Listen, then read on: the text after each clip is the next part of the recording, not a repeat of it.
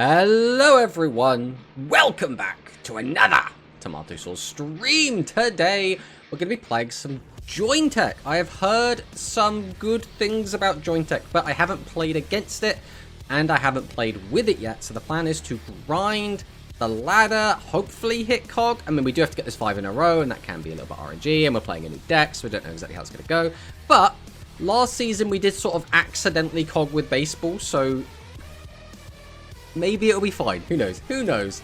Beyond that, we did have the Duel Colosseum finals yesterday, which was very, very exciting. This was our third time competing, and our team did actually manage to take the W, which is really, really exciting. We'll be talking a little bit about that. As well as we do have a couple of other little bits and bobs to cover. There is potentially going to be a new skill update, because if we follow the timeline from last year, we did have one around this time. So theoretically, there could be that. There's also going to be a new Duel League that's starting up soon, so we'll kind of give that a bit of a shout out. And we also want to cover the OCG a little bit. And if we have time later, we might do a lobby tournament for Shadowverse on stream as well.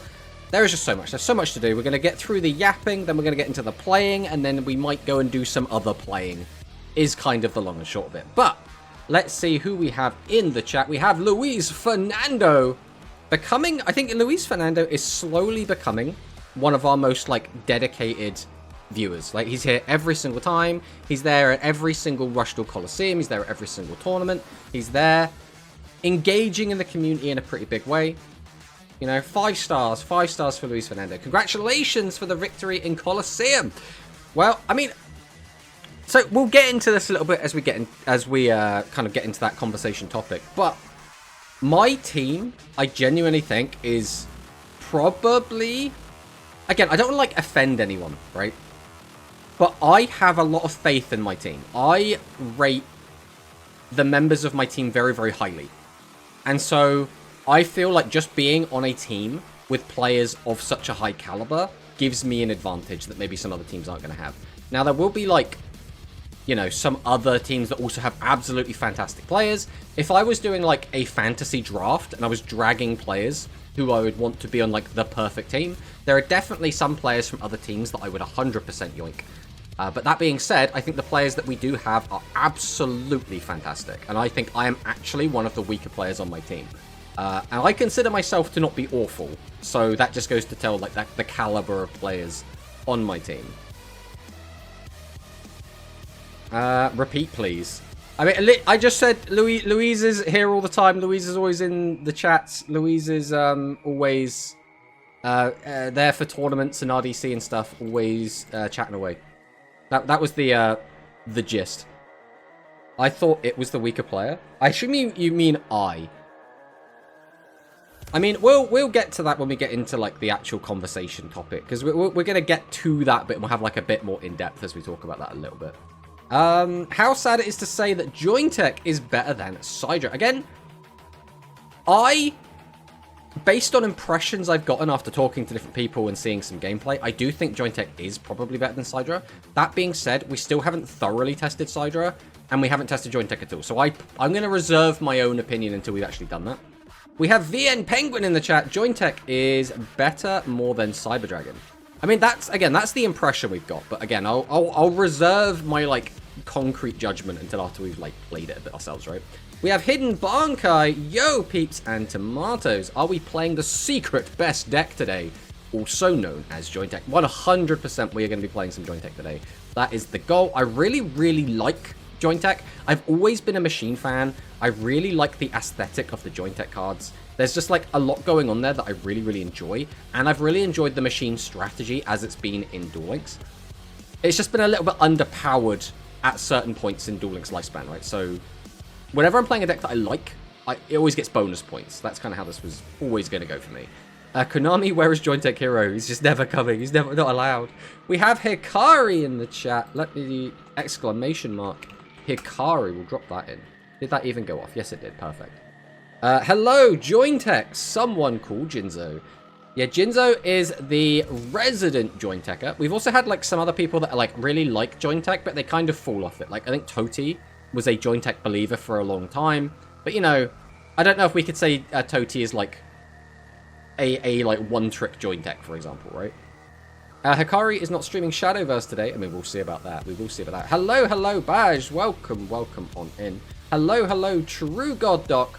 Welcome in as well. Hello, Dwan on the 7 stream streak. Congrats on winning RDC. Thank you. Again, I think my team was a big part of that. I was just a cog in the machine. But, you know, cogs have their place, right? Dark Galaxy skill buff. Potentially, right? There is a non-0% chance that could be the case. We have monosync in the chat. I still don't think we have a mono. I need to, like, actually go and sort out my my exclamation mark commands. The issue is, I forget. Like, it's not even that I'm, like, lazy and I just, like, remember to do it and don't do it. It's that I completely forget to do it. That is my biggest issue. But hello, hello, monosync. Welcome, welcome.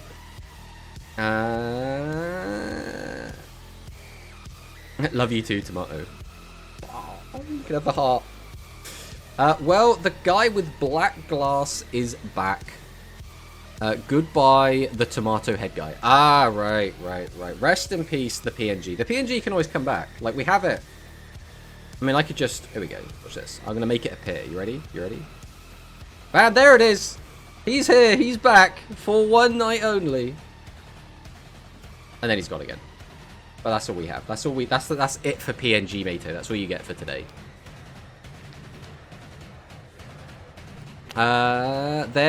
What's there not to love about JOINTECH? I think the only problem... JOINTECH has always struggled with an identity, right? Like, aesthetically, I think it's really cool. But gameplay-wise, it's like... They keep mixing it up. That, oh, it does this, now it does this, now this one does this. And it's like, even the cards we have now, we've got one that changes guys to defense position, lowers their defense.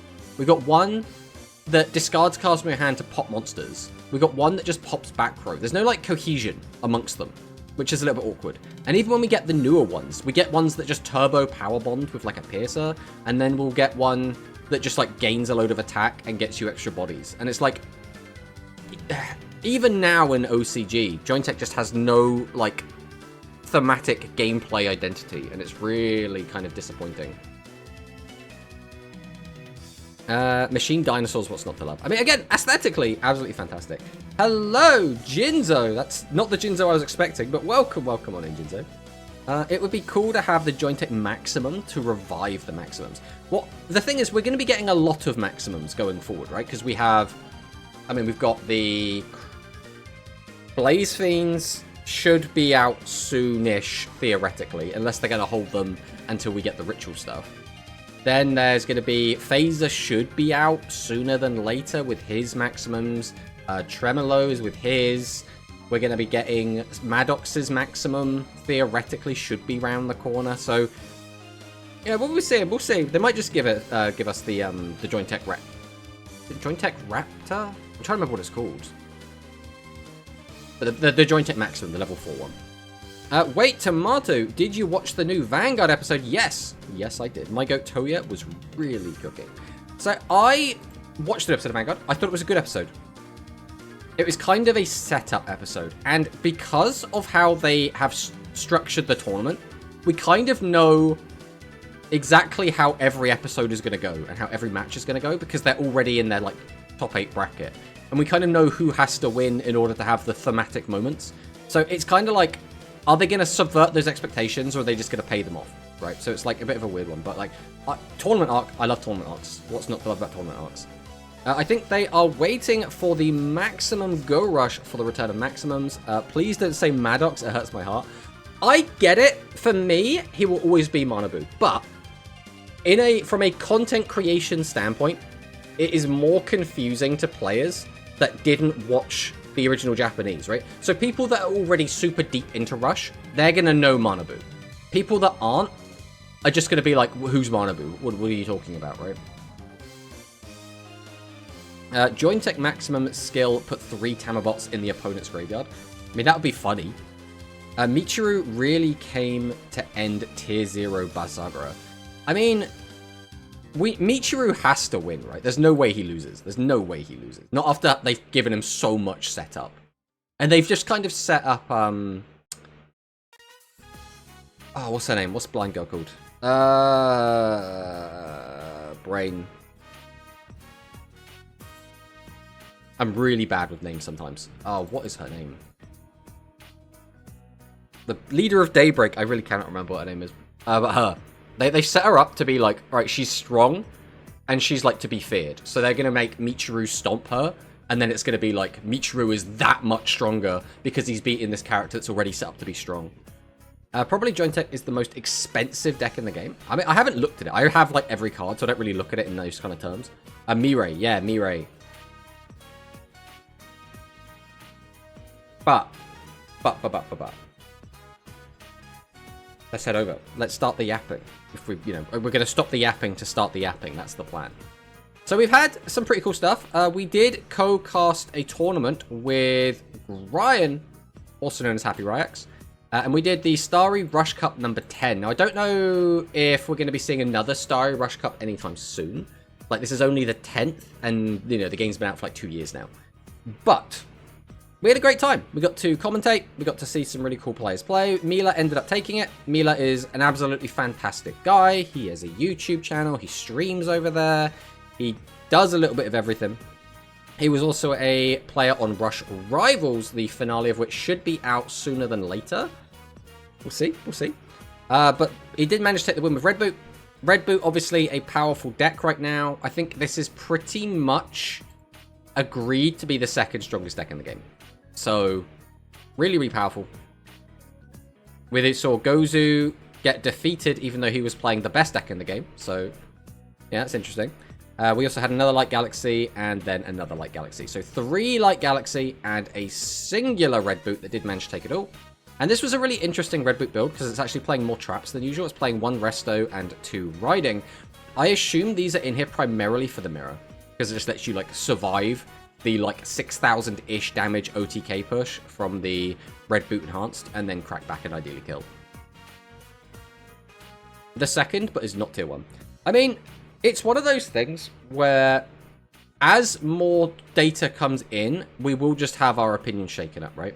In terms of our first impression tier list, I still stand by our tier list as it was when we made it. Now, would we change it now? Potentially. I'm not sure exactly where I would move everything to, but I still stand by that tier list as it was when it was made. So beyond that, we'll talk about the potential of a skill update. So, this was published July 8th, 2024. Now, it is currently July 6th, 2025. So, around this time, last year we did get, kind of out of nowhere, a skill change. This was just kind of announced. It was like, bam, here you go. So, one thing to take note of, this was announced on the 8th, but did not go into effect until July 21st. So, even if they do announce this, it probably won't go into effect for another, like, 2 weeks, realistically. But, this is a bit weird, because this was just, like, it wasn't really attached to anything. This was just, surprise, we're buffing a rush skill. And this kind of set its own precedent. This hasn't really happened again since. Usually if something gets buffed or nerfed, it's on the back of a KC Cup or a GRF or a WCQ. So this is interesting that this kind of just came out of nowhere. So they could do this again this year just to kind of get ready for Worlds. And this did have an impact on Worlds because they released this skill update. Then shortly after, so at the beginning of August, they released a new mini box that did create Blue Eyes Monarch as a deck, and we did see Blue Eyes Monarch at Worlds, and Voltalon specifically, who was the second place finish at Worlds, did bring that deck. So, this does set a semi-precedent that they could buff a skill for a deck that they would like to see pushed at Worlds, right? This is something that could happen. Buff Dark Galaxy Konami, and my credit card is yours. I like that Rush is changing a lot of Duel Links. Deck building is becoming more and more important. World's coming up. Time to buff Blue Eyes. I mean, quite literally, that is what they did, right? So, looking at this, they buffed Blue Eyes. Now, Blue Eyes is very recognizable. Blue Eyes is something that, if you buff that deck, people who don't play Rush are going to be like, I know what Blue Eyes is. I might try that out, right? Or I'll tune into Worlds because I understand what a Blue Eyes White Dragon is. From that perspective, I feel like they might buff the Cyber Dragon skill. Because Cyber Dragon is sort of second generation Blue Eyes, right? It's GX Blue Eyes. It's also a deck that a lot of people have played for a very long time. It's an archetype that a lot of people are really, really fond of. It's seen a lot of play, even in like modern, even on Master Duel, you'll still have people that are trying to make Cyber Dragons work. Sort of like Blue Eyes, except Blue Eyes got some actual good support with like the latest deck that they got. Because they got the structure deck. So my personal like hat in the ring is going to be, I think they might buff the Cyber Dragon skill. And that could come with us also getting some more Cyber Dragon support in a next product that gets released before Worlds. Now, this is all speculation, right? We have no evidence to support this. We have some very vague stuff that happened last year, and we're going to assume they might do the same thing this year, right? Blue Eyes need more cards. Time to release Ultimate Dragon. They could. I mean, they absolutely could as well, right? They could just release a bunch of Blue Eyes stuff, give us a new Blue Eyes skill. Fun fact, you cannot get the Blue Eyes White Dragon Legend card in Rush League.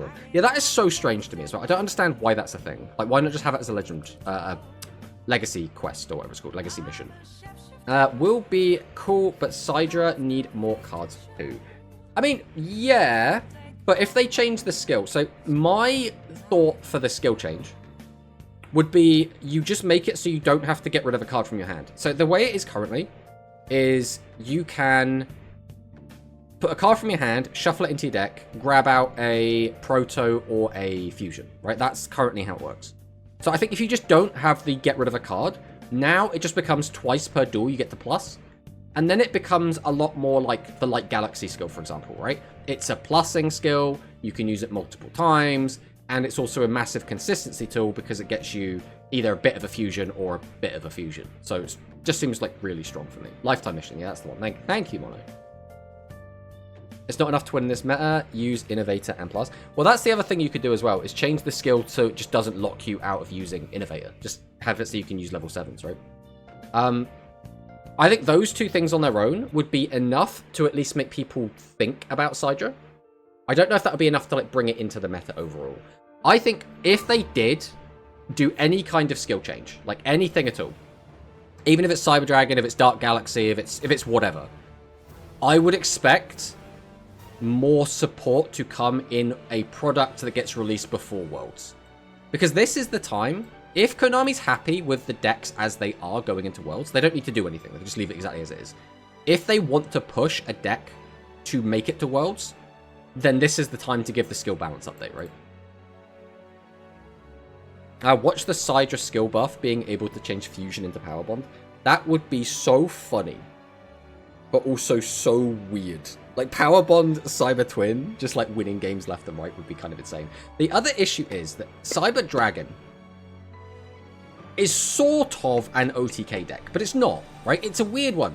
In OCG, Cyber Dragon is very much an OTK deck. In Duel Links, it's sort of a mid-range deck. And mid-range isn't really popular right now. Like, the only mid-range deck that is seeing success is Spellcasters. So, like, it's a weird place to be, right? Where, unless we give them, like, Power Bond or a lot of their other tools, I don't know how consistent Cyber Dragon's going to be at OTKing. But, do you want Worlds to be, like, 4 OTK decks and a mid-range deck? Or do you want Worlds to have, like, 3 OTK decks and, like, 2 mid-range decks? Like, it's a bit of a weird spot. In a bit of a weird spot. Since there was Cyber in the selection, there will probably be a Sidra card in the box. I mean, potentially, right? It's hard to know exactly. Because, like, sometimes the selection box cards aren't really related to anything else. Sometimes they are. I want Seven's Road gone. It's funny as well, because Seven's Road is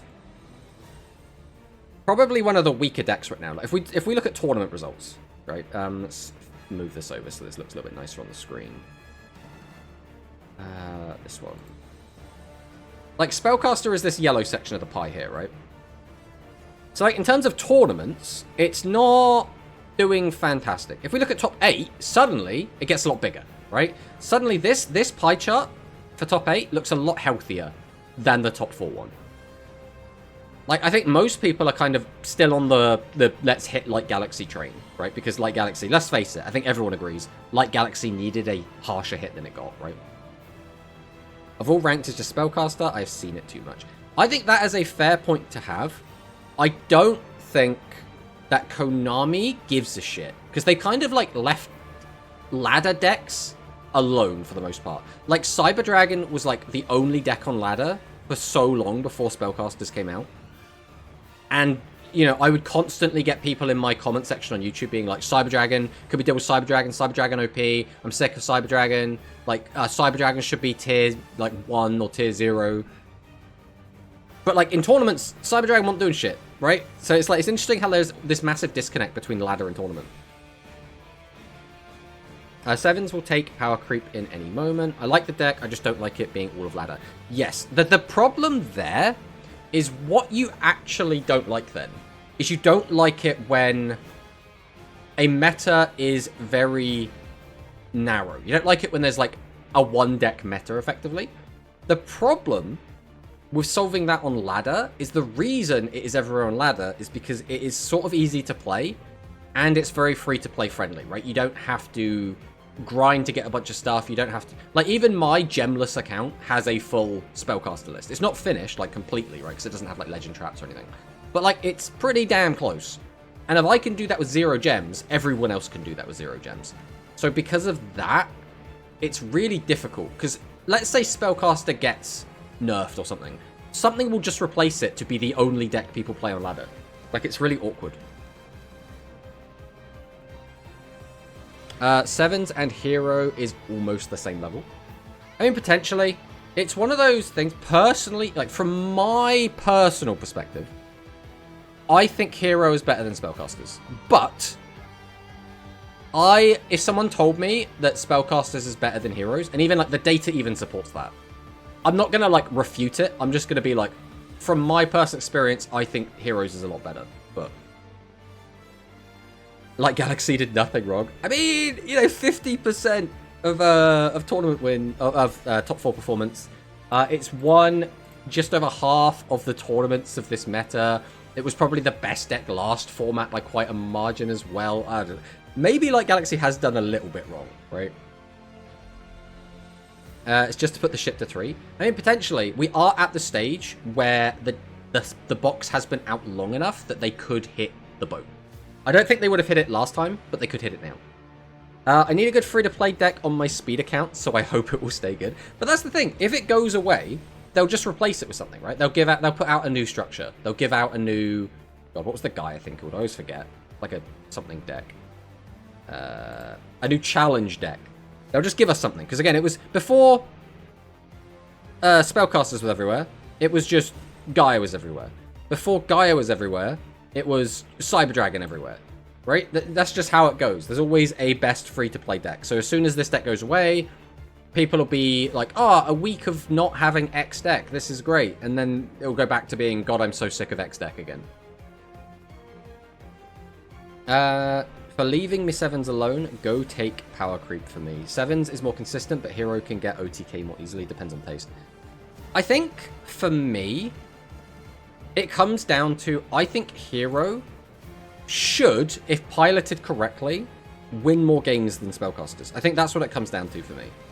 There are so many situations where Red Boot and Light Galaxy can just absolutely murder you out of nowhere, and Spellcasters sort of have to take advantage of them not doing that. So it's like Spellcasters are like, if you don't OTK me, I'm gonna try and kill you. And Hero can go, well, if I just draw the right cards, I'm gonna just OTK you before you can OTK me. The problem here is the skill. I mean, absolutely, the skill is... It's not it. We need a boost to that. That's another thing they could do. They could buff the Hero skill. That is something they could do in the next couple of days.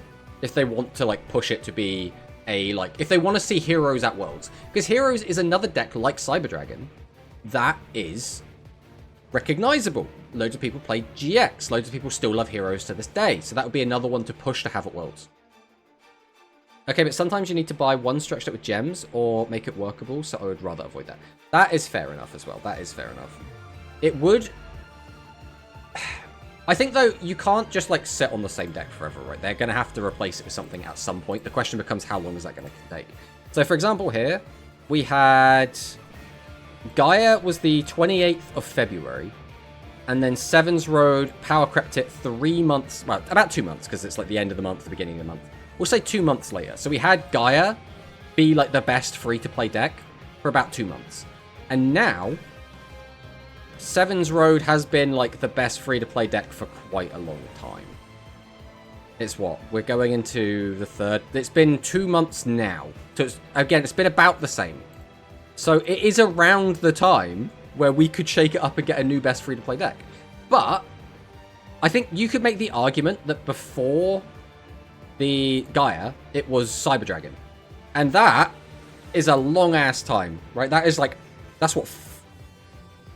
5 months? It was 5 months of Cyber Dragon being the best free-to-play deck? That's kind of nuts, right? That's kind of nuts. So we could also just see Sevens be the best deck for another 3 months, right?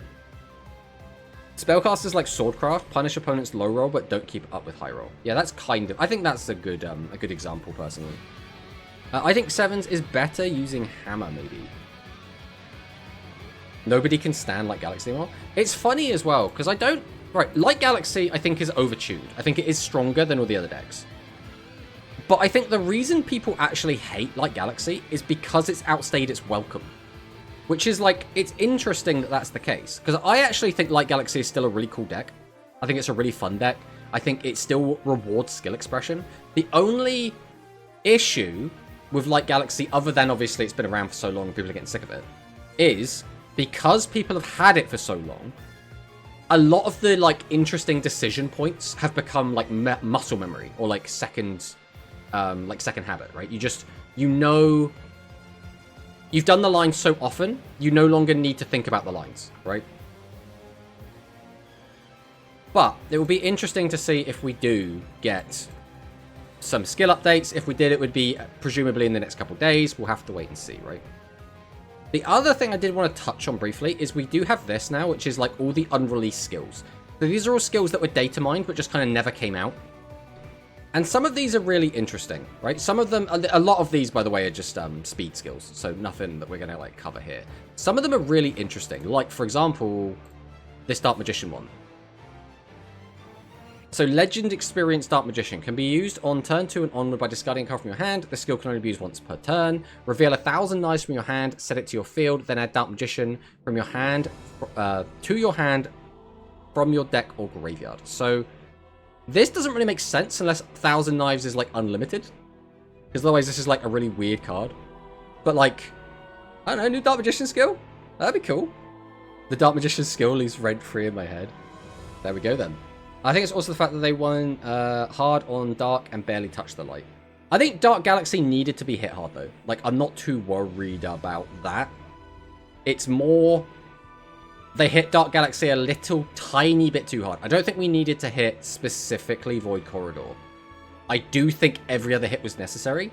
I think all we needed to do was change that Void Corridor into, like, pretty much anything of the Light Galaxy deck. Like, just anything else limit 3 would have been fine, but not hitting anything at all was, like, really silly. Adding card from thin air, I don't like. I'm fine with the rest. I don't think it matters too much, because if you just added it from deck or graveyard, it's basically the same thing, so again, I don't mind it too much, personally. Dark Magician Bros will be back. I remember that skill before Rush was released, and was mentioned again after 1,000 Knives was released. Yeah, like there's some other weird skills, right? Like this one that can be used once per turn if you control level 5 or higher Earth Dragon type monster. Choose 2 Dragon monsters, 2300 less attack on the field. Become level 7 and gain 500 attack. It's kind of just like resonance, but like kind of weird. Then there's like the skills that got like quote unquote changed, but nothing really actually changed with them. So we don't know what's going on with those either. So I don't know what's going on with like Galactica Order and stuff. I don't know, it's just some wording changes or whatever. Then we got like the Void Veil Elysium skill that just never came out. But again, these are all kind of bad, so they wouldn't like have a huge impact. But it's just nice to know that they still exist, right? We'll see if anything ever comes of it. So, now we are going to talk about Rush Duel Colosseum. So, for anyone that doesn't know, Rush Duel Colosseum is I'll get rid of chat on screen for now, just to show it a little bit. Rush Duel Colosseum is a Rush Duel Team Wars, effectively. I don't really know if it has like a better name. It's like a... You get in your team, you bring X players each week, you play in a bunch of games, whoever wins gets advances, and then at the end of, after everyone's played everyone in their group, you go into playoffs, right? So this is like a team league. So my team was the Royal Roman Fangirls. We did manage to win our group. We only dropped one game over the course of the regular season, and that was to LA Rush Academy, which was the team that came in second. Now, I will say, we did basically zero prep for our first week, and we still almost won. So I'm quite happy that we lost, but only barely, because really we should have got absolutely destroyed in that game. Because we did like no prep, we didn't like practice, we didn't really do anything. So all things considered, quite happy with that. But that's because that was when we were still in like fake format town, when like we were still waiting for like stuff to get implemented. We were still waiting for the new box.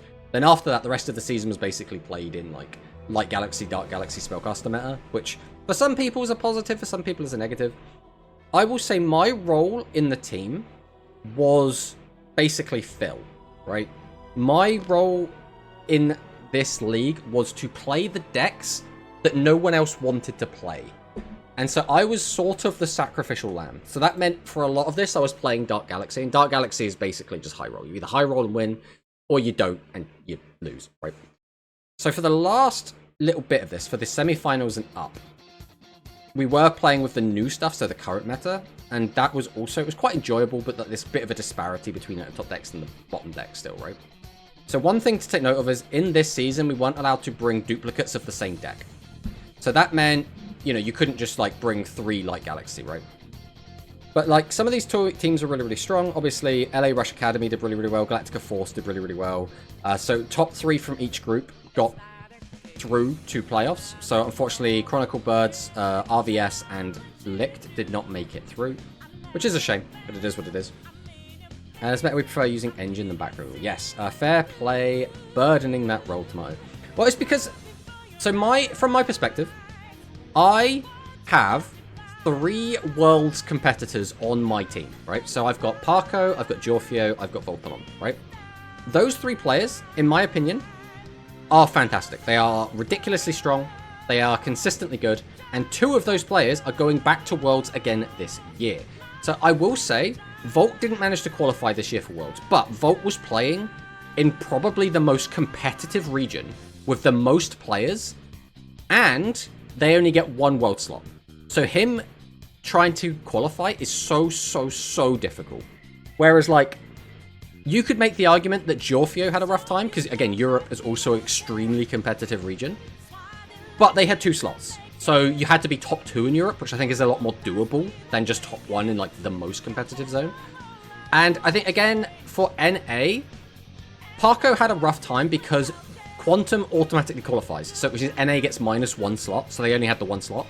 But North America is one of the least competitive regions, and therefore being the best of the worst is generally not as difficult, right? So I don't want to take anything away from these players, but I do want to emphasize how hard it is to qualify in the, like, Eastern Asian Africa region, right? Because it's so much of the world, so many countries, such a massive region, and they get 1 slot.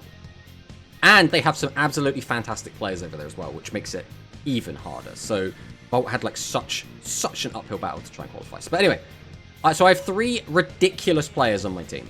I consider myself worse than all 3 of them by a fair amount. So the way I look at it is, if we get our best players on the best decks playing what they feel the most comfortable with, then we're going to be in the best position to win, right? As long as they're both winning their games, I don't have to win mine. I'm there as, like, the... If I do just happen to use the Saki deck, and it does so happen to sack a win, great. Otherwise, I'm there to bear the burden of playing against their strongest player on the strongest deck, so that the other guys don't have to play against the strongest decks and effectively avoid a mirror, right? So that was my job. And that went fine, right? It's kind of whatever. What's Whoop? Whoop is just kind of the guy that shouts at everyone and tells them what to do. That's what Whoop does. You want them at your best? Yeah, qualification would be extremely hectic based on where you are. Yes, I think some regions it is a actual nightmare to try and qualify, whereas some regions it's still going to be really hard, it's still challenging, but it is not nightmare, right? You're the guy who gets extra points. Yeah, I am not the backbone of the team, right? Fundamentally, I am like the extras. I'm the extras of the team. That's kind of how I look at it. So we had the other side as well. So we were in the Salamander group, and the other group was Requiem group. And over here we had TCM, we had Rush Japan Violet. Rush Japan Violet they took, in the first season they won, and they beat us in the finals. And in the second season, they took second place. So we had high expectations for Rush Japan Violet, but they actually got absolutely dominated in the semi-finals or quarterfinals, and unfortunately did not do very well, which is a bit of a shame, because again, Rush Japan Violet has been like a really, really powerful team. But in the end, it was UTS, which only went 3-2 in groups, that managed to climb the ranks and make it into the finals. But we did have our semi-finals, so this was us against Galactica Force. And I believe Galactica Force are the team that did knock out Rush Japan Violet. So we had to play against them. I was playing heroes, so this might look a little bit all over the place. We'll kind of zoom in on the bits that are important. So for this week, we had myself, Giorfio, and Parco. We were playing Hero, we were playing Red Boot, and we were playing Light Galaxy.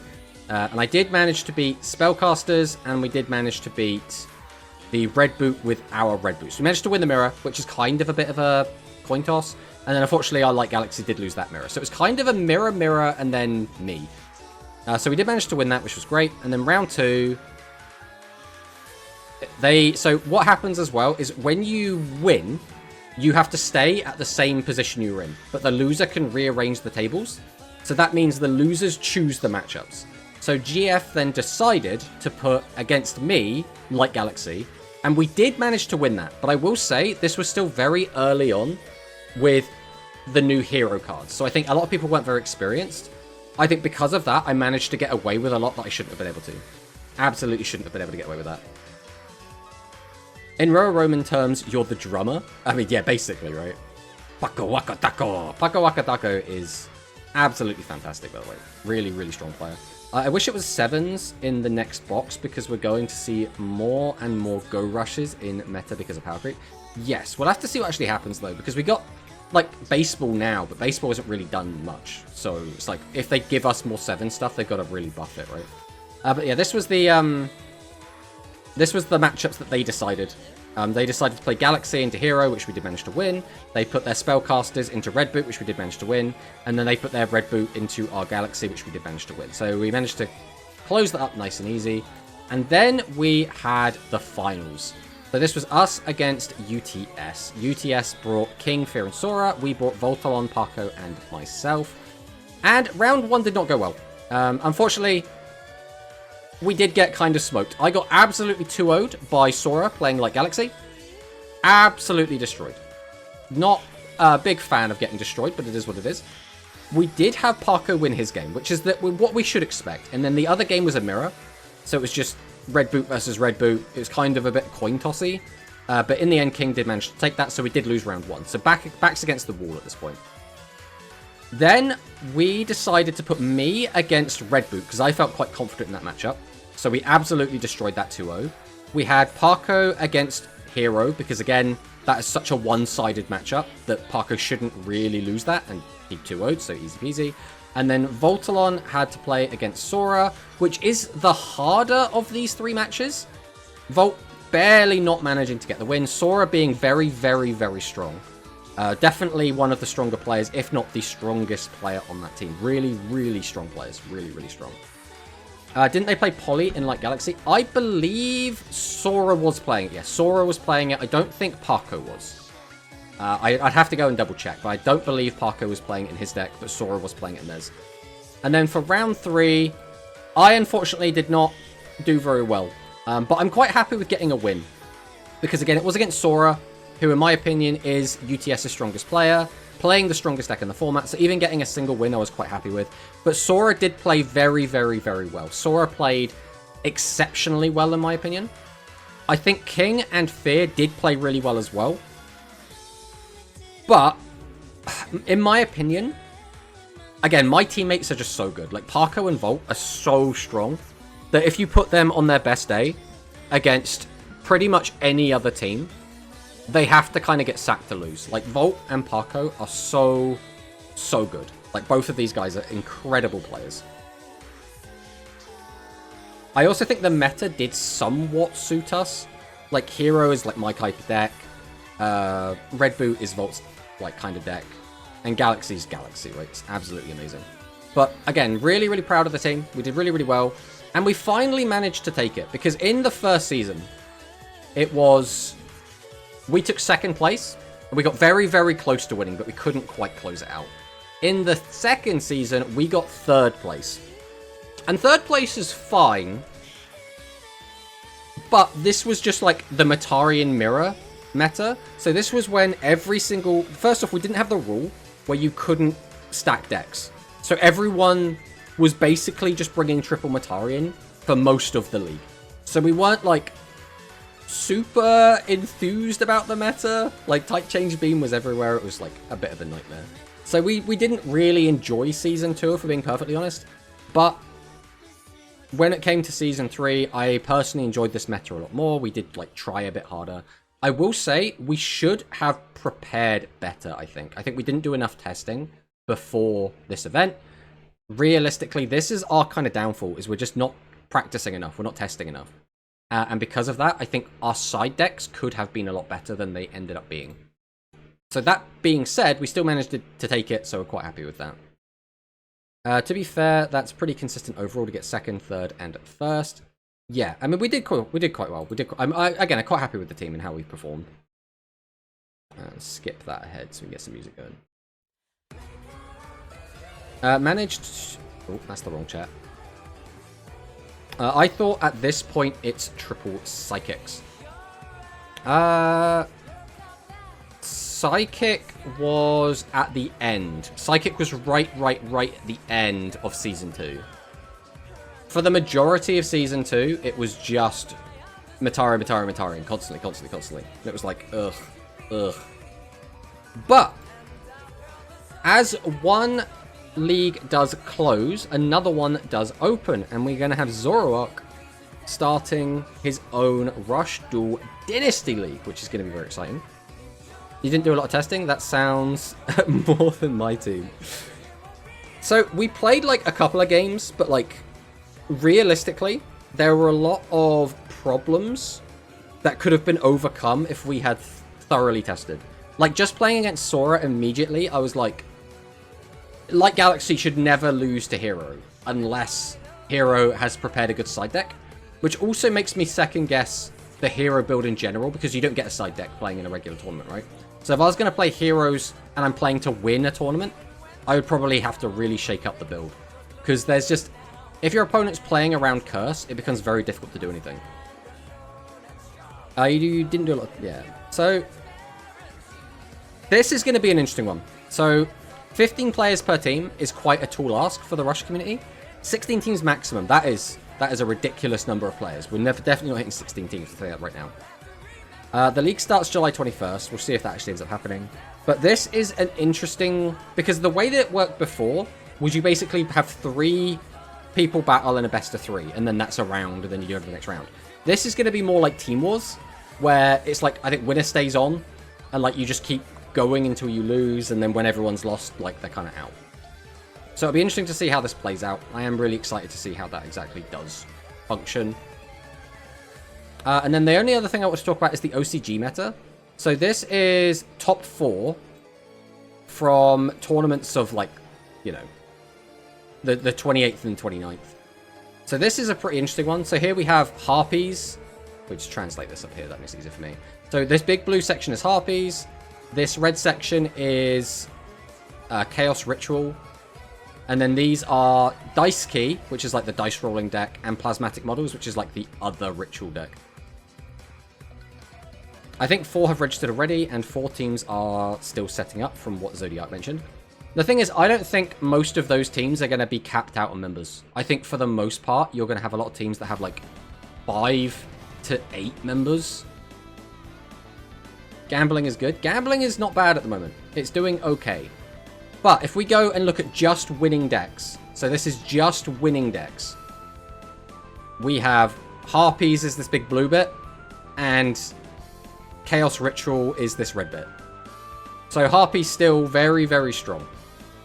And this is after, I believe... oh no, this is before. This is before they got their nerfs. So this is just before the nerfs came in. So we'll have to see what actually happens with tournament results after people have played. So I think it was July 1st is when the ban list took effect. Harpy's still going crazy? Yes, but again, I believe it was July 1st. And these tournament results are the last weekend of June. So we'll have to see. We'll have to see what actually ends up being. My guess is, because this deck got a lot of hits, and this deck got no hits, this deck is probably going to be the strongest deck now. That would be my expectation. This might even just flip over. Like, this might be Chaos Ritual now, and this might be Harpy.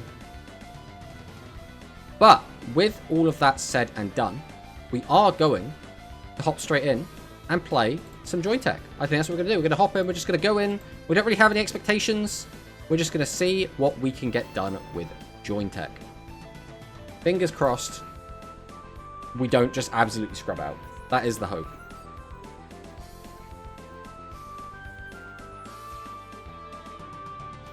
Me, JOINTECH. Oh, well, we're immediately against the best deck in the game. So, let's hope we don't just get absolutely bullied.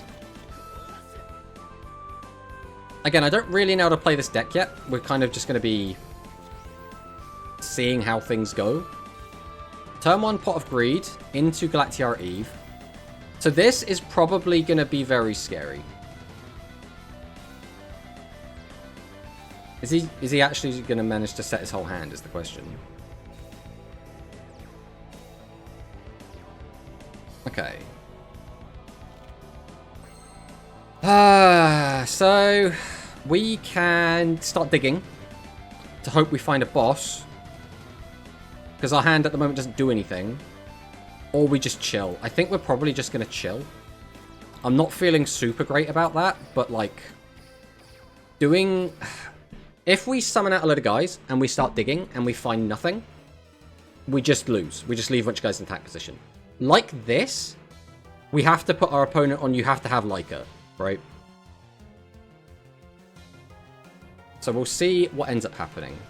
If he doesn't have Leica, we're just not going to take any damage here, right? It's better to stall for more time the safe way. The problem is, there is a non-0% chance that we could die this turn. Like, we absolutely could just die. Right, that's pretty good. He's got that in the graveyard, but he has... Alright, since he's Lycaring now, I think we're going to be fine. We are also on the climb.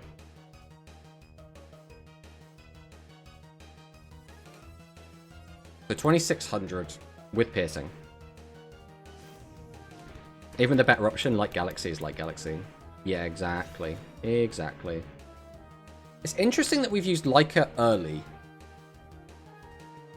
I assume we're about to tribute it off, which means we might be having another boat. Okay, so this is the line. We're going to activate the fusion, go into Galactiara Eve, bring back Oblivion.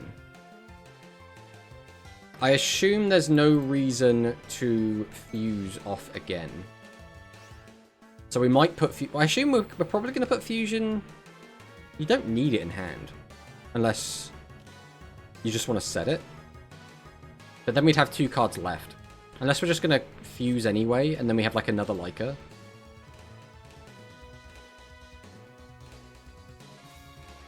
Can you show the build? This is what we're rocking with at the moment. Again, we don't really have any barometer. This deck hasn't really performed well in the tournament yet, so this is just kind of our first attempt.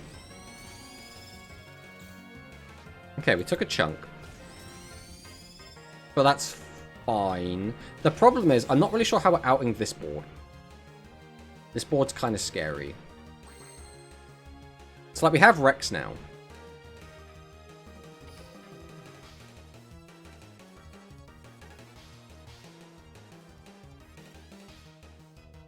I think we have to activate this.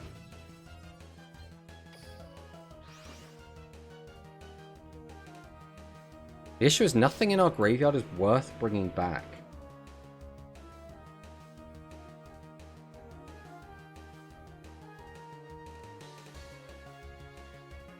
I am going to bring something back anyway, because I think we're going to be dead anyway.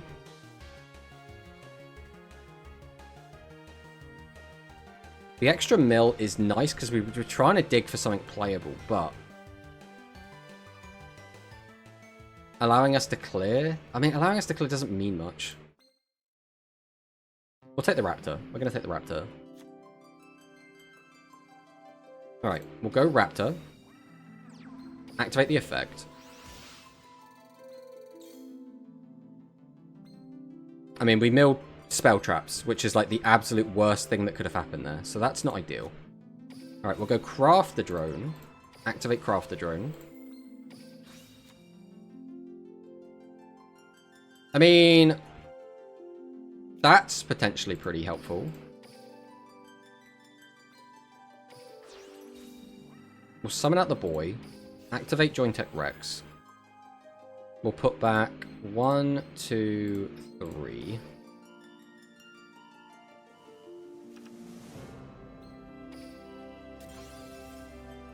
Now, the big issue here is I could tribute both of these, get this out, use that, give him back a back row. Which would have to be probably fusion, because he's already got a fusion, so we don't care about him having another fusion.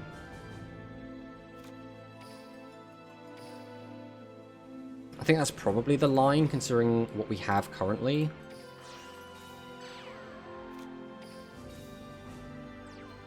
Activate Leo.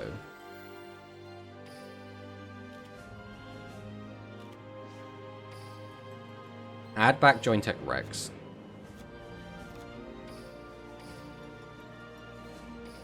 Tribute to summon out this.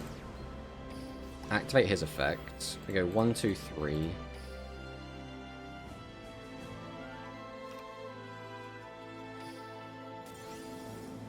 Then all we can do is set this. So here, I think we have to just kill these two. The issue is, I think we're dead no matter what we do. So I don't think it matters. If I leave either of those two, he gets instant access to this again. So without being able to clear all three, it's kind of a really shit position to be in anyway. Hello, good sir. Hello, July. Welcome. Welcome on in. Ugh. So we know he's got 2 fusion in the back row. So all he needs to do is summon out 2 guys, and we're just dead. But, like, if we left Eve alive, we're still dead, because he just brings this back. If we leave Boat alive, we're still dead, because he just brings it back. So, like, I feel like there was no winning play here. Which, like, is a shame. But I don't think we made a mistake. So, like, I can't be too upset with it. It's just like the deck couldn't win. And again, we shouldn't be expecting to take games off of the best deck in the room, realistically. All in all, Tomato's dead. I mean, basically, right? So why is this deck good again? I mean, is this deck good? All I've heard is some people say it's better than, like, garbage. But again, you shouldn't rate a deck on how good it is based on, like, how it dies to the best deck in the game, right? It's funny as well that we're only just...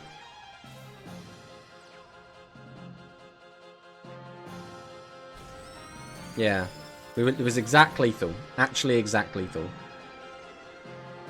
We'll save the replay. Have we got any replay saved already? We don't. I still think that's a good replay. There was a lot of back and forth still. We got to play the deck as we wanted to. It's just, we just couldn't outplay the best deck in the game. What about Martin and Gale? That combo could easily clear builds. I think Martin is cope. I really think Martin is, like, super cope. Because the problem that Martin has is it's really bad at dealing with set cards. And I think in a lot of situations, you'll be at a point where you have to deal with the set cards.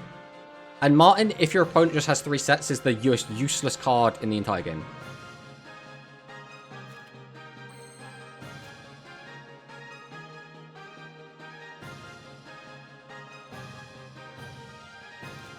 Alright, with this hand... The big problem here is all of our guys have really low defense, and he's going to make a Charmy on turn 1. So we're probably going to take a lot of damage here.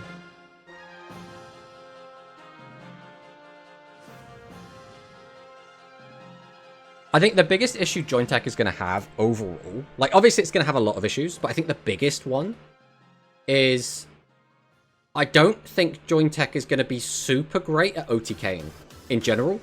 And we're in OTK meta. So like playing mid-range in OTK meta is like hope your opponent doesn't draw a good hand. It's funny to me that one of the things you have to worry about is your opponent putting 3 dudes in defense. I mean, ever since the game came out, ever since Rush Duels first came out, even just in the OCG, that has always been the issue, right? That's why Dragius was so good, because it was the first card that just beat set 3. Losing in Rush Duel Links will not be that bad if we got 8k life points. I mean, yeah. I mean, this is fine. Like, I'm fine with this. This is a very beatable board. We don't take any damage. We haven't drawn any bosses, though, so it's a bit rough. So, alright, our options are give him another free turn, at which point he should be able to do whatever he wants to do. Or he just needs to find a cat and we're going to start getting absolutely punished. Or we gamble.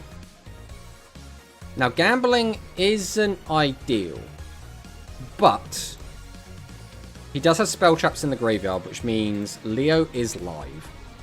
So I can drop Raptor, mill some cards, because all we need to do is find a boss. That's what we're trying to do right now. If we just get a boss in rotation, we're like going to be able to play the game. So I am going to gamble. No boss still. Okay, craft the drone.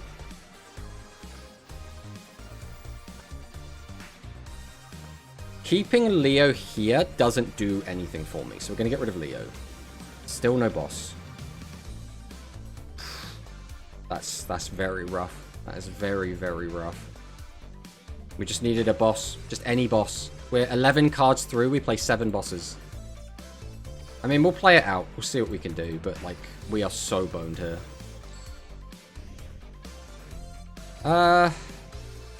So this is 8. It is 8. So it's got to be... I don't think it matters. No matter what we put on the board, he can get whatever he wants. So I'm just going to reduce this.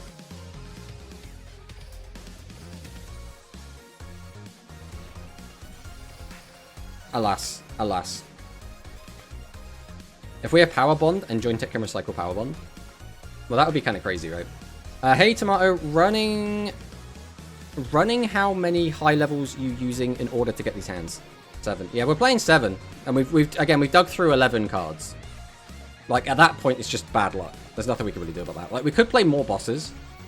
But then the issue is you're inviting just having too many bosses, right? All we needed was one boss to be, like, in an okay position there, but... Oh, there is a boss. Unfortunately, it is not one of the better bosses, because it doesn't turn on our skill. Well, go Hedgehog. We play 5 spell traps, by the way, and Hedgehog just missed, which is so sad. Alright, well... I mean, we're just dead. There's nothing we can do about this. We are just dead.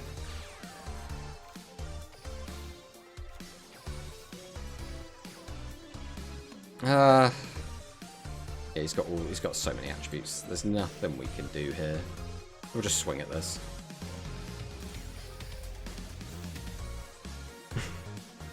We've just been getting very unlucky, unfortunately. This as well is the only boss in our deck that doesn't turn our skill on. Because the skill, theoretically, gets you another boss. And makes them really cheap. So, like, if we drew any of our other bosses, we could just summon them out. We'd also have spare cards in hand, so we could have used them to pop his board if we got Stego. Alright, let's go next. Let's not sit here and fuck around with Fuck McGee over there. Unfortunately, I don't think that's a replay worth saving. Alright. Let's go again. Let's see if we can not draw like ass this time. We just need... we just need a boss. By the way, I just want to say, Red Boot players have to find a boss as well for their deck to work, and their deck works almost every single time. So why isn't ours working? Another Udius. Alright, if we draw a playable hand, maybe we can have something happen here. I mean, we have a boss, right? Step 1 of the plan is complete. Now, this is our first time going second, and we don't have Curse of the Rising Light, which we have opened every other game, which is a little bit sad, but I think that is just the curse of the curse. Konami going to give you 5 bosses in your first hand. They very well could do. There's nothing I could do about it. The issue as well is this trap card is good into like the entire field, except this deck.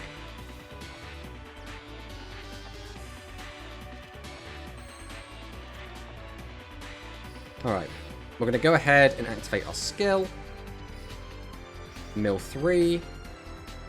Now, we did mill a Stego. Do we add Stego? I kind of want to add Stego. I don't know if adding Stego is correct, but I kind of want to add Stego. I'm going to add Stego.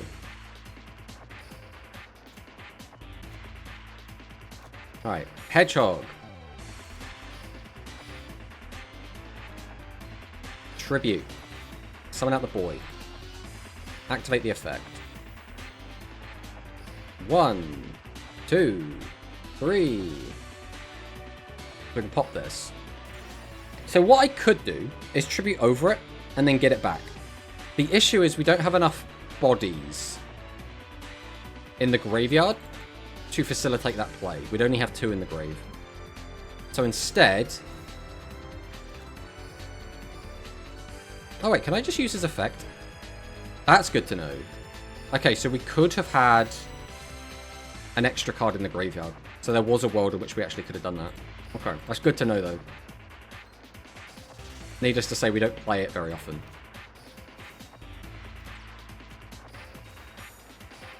We'll go to battle. Swing with this. Swing with this. Go get him, Stego! Alright, 25 damage in early is not bad. He hasn't milled a lot yet. The only downside is we've set widespread. Setting back row against Light Galaxy, generally not a good idea, because they're going to just summon out Boat, pop it, get an extra 2 mils, which like really sucks. How are they all 1 tribute? With the skill. Alright, this is pretty... Right, that's actually fine. That is actually really good for us, because that means he's not getting a bonus 2 mils. That's a mil he's not getting.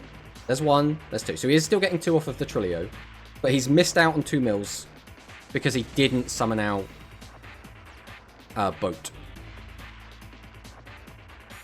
Which means him filling his graveyard here is not going to be easy. So my guess is... I mean, he needs to hit 74. If he can get a 74 Eternal, he'll kill me anyway. F-Rai. And then Order. Order from the grave?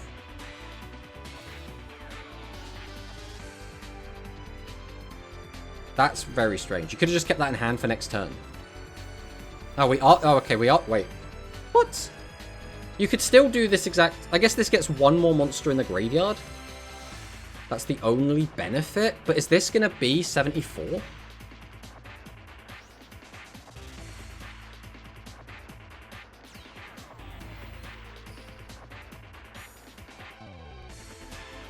Eight, 9, 10, 11. Let's say he high rolls and has 9 in grave here, right? 9 times 3 is 27. Okay, only hit 1, which means that we're alive. Yeah, we are absolutely alive.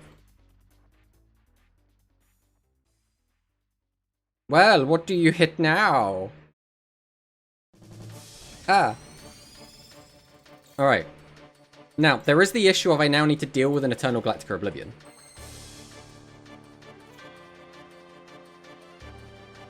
Step 1.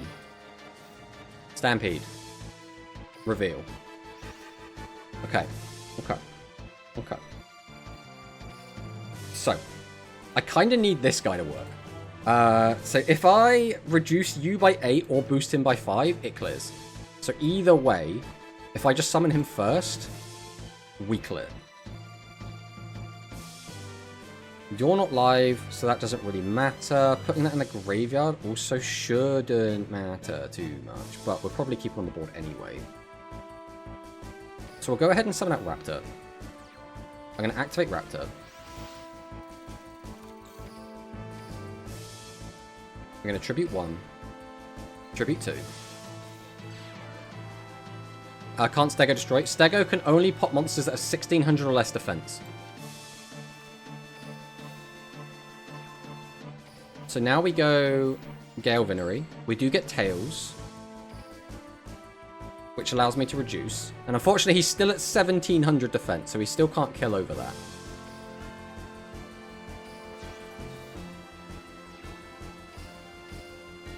Go get him, champ!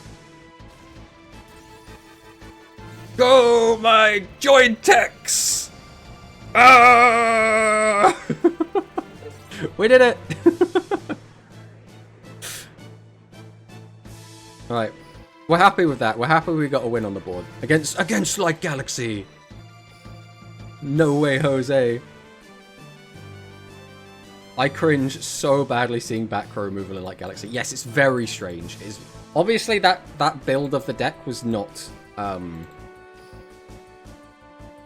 wasn't the best, but it is what it is. I like the new JOINTECH card. It's like Dragon Pressure that Zook had, but you don't have to send 3 cards. Yes, in a lot of ways. It's a lot worse, really, because Dragonic Pressure can pop face downs, and it doesn't have to pop monsters that have low defense. But in some situations, yeah, it's kind of Dragonic Pressure. Alright, so this is going to be Heroes, probably. This is probably just Heroes. Going under the assumption, it's probably Heroes.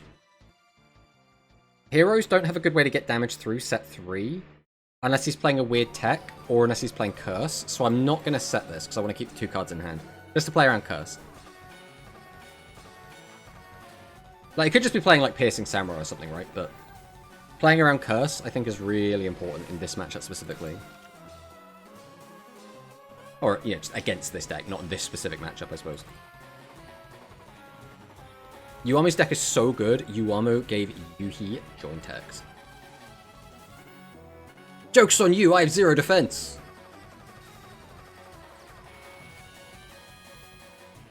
Joke's on you, I also have 0 defense! I don't think there's any 0 tribute cards at level 4 or lowers I could actually have. That would. Okay, Bro's also on 2 fusion. Oh no, Spark Boy.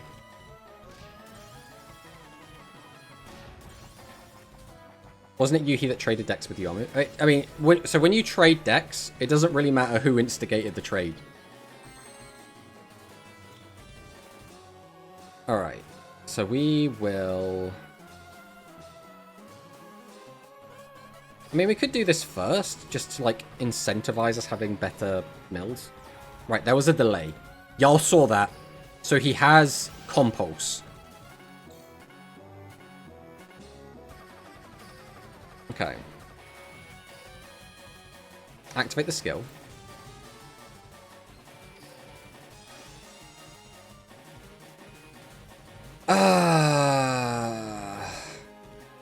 I really don't need another card. None of these really do a lot for me.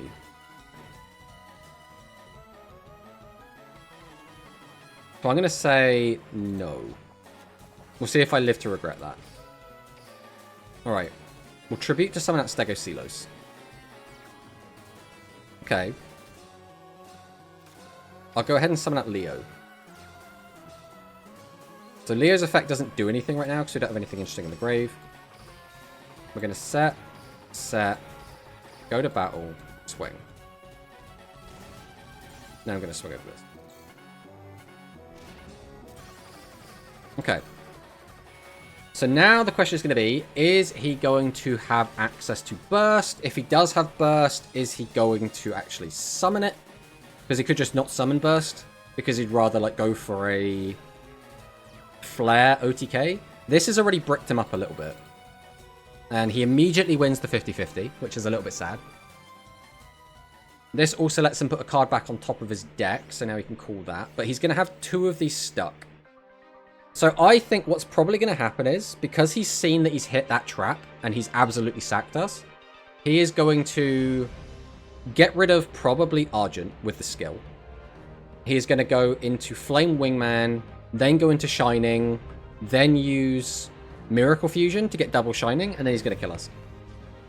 And it was entirely off of this 50-50. So I think we've lost this game off of this 50-50 exactly. Now there's a chance he's bad, and he just goes Burst to get rid of this other back row. But after seeing that Widespread's gone, I think you just go for it, right? So our hope is he's bad, and that he now makes Burst. That's our hope. He needed to draw Miracle? Yeah, but he's drawn Miracle. Alright. There is hope. There is hope.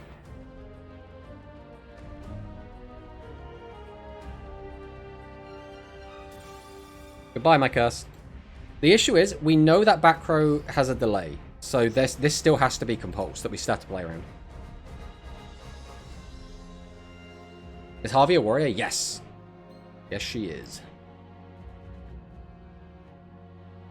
Isn't 2 burst just OTK? No? How would 2 burst be OTK?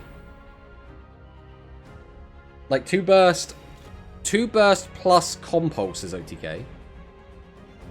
If he uses the compulse.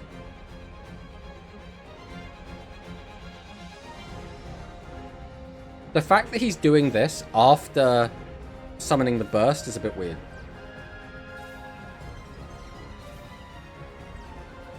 Burst plus flame? Burst plus flame might be. I didn't do the math. That would have been 220... 27 plus 16 and then plus the 13. I think that's just shy of lethal. I mean, I don't know. Alright. JOINTECH Stampede. Reveal the JOINTECH Rex. I am going to add a card back to my hand here. I'm not sure what I'm adding. I think it has to be a low level. So I think I just need bodies to keep everything going. What I might do is take Leo. Because his guys all have low defense anyway.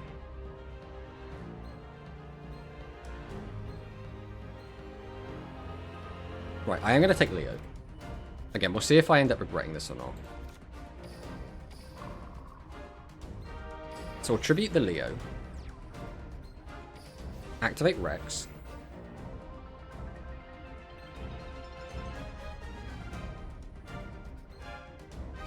One, two, three. Now, is this the compulse? Okay, it was the compulse, so that's good. Good that that's gone.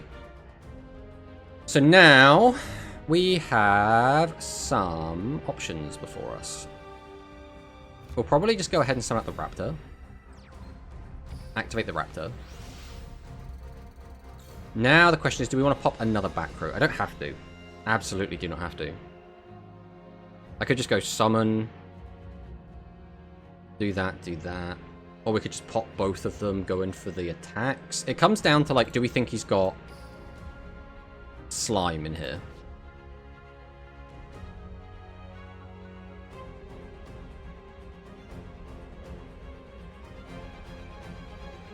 Alright, we will do this, I think.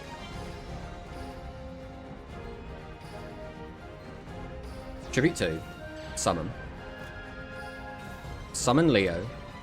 Activate Leo. You can have back that.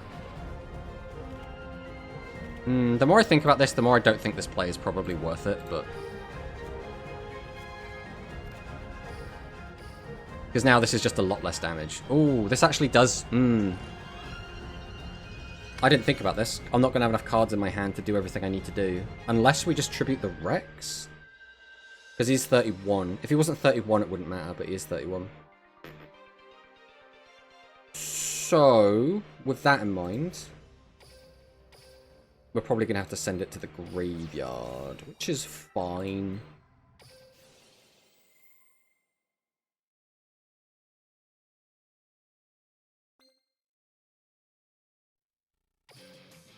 Do I just send both?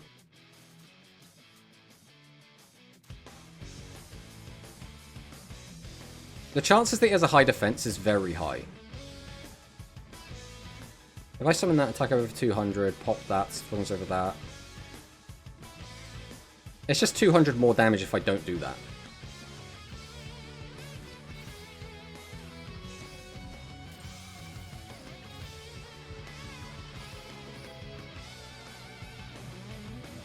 Yeah, it's Clayman.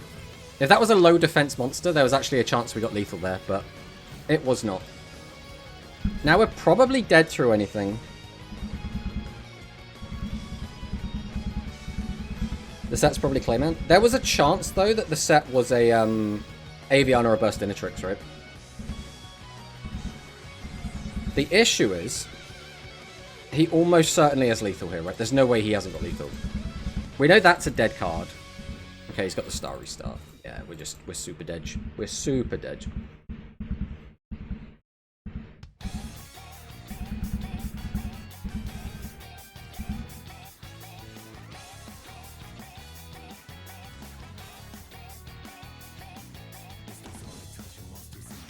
So he's going to send this, because he hasn't used the skill yet, to get fusion.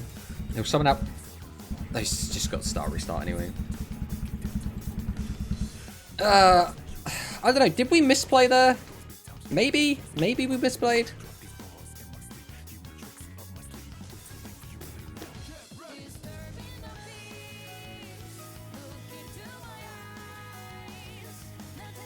We are in the edge break as well, so we'll wait for that to go away.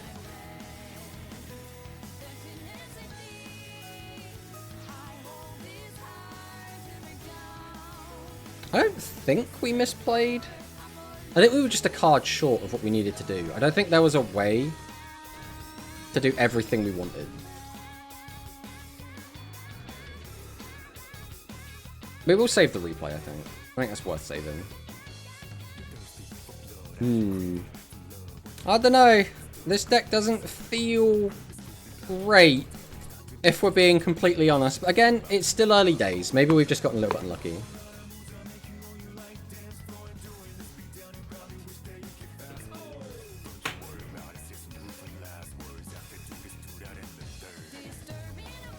Alright. We might as well queue up again. Even though we're in ads, it will disappear. The ads will disappear shortly, whilst we're queuing.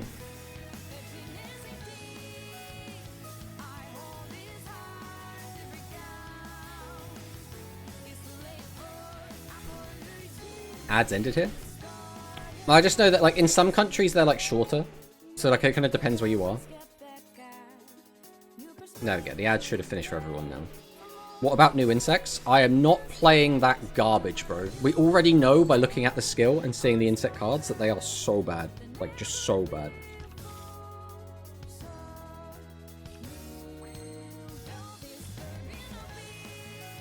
I'm not the biggest fan of this hand, if I'm being completely honest. Well, let's, okay, that's bodies. I like bodies.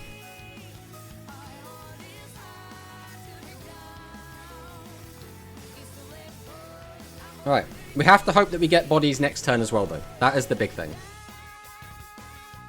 Theoretically, our deck has 8 non-bodies left in it. So if we draw 2 of those 8, we're in a rough spot.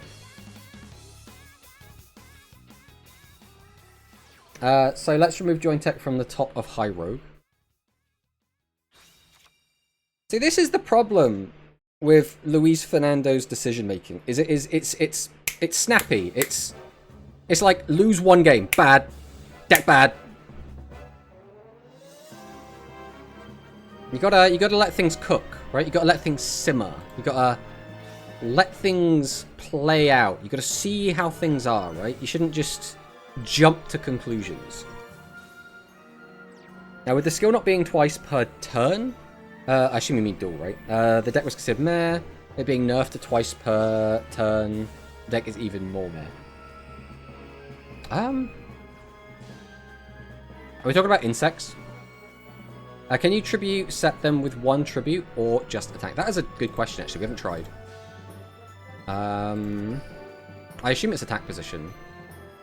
Normal summon, JOINTECH. So because it says normal summon, not normal summon or set, I would assume it's only going to be the one. Ah, my raptor. Okay, we got to keep a body, which is actually really big. Especially because we got absolutely fucked with that draw. Alright.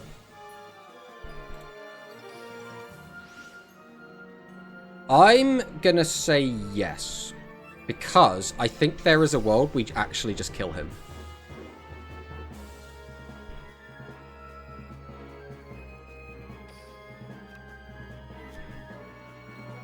So we flip this.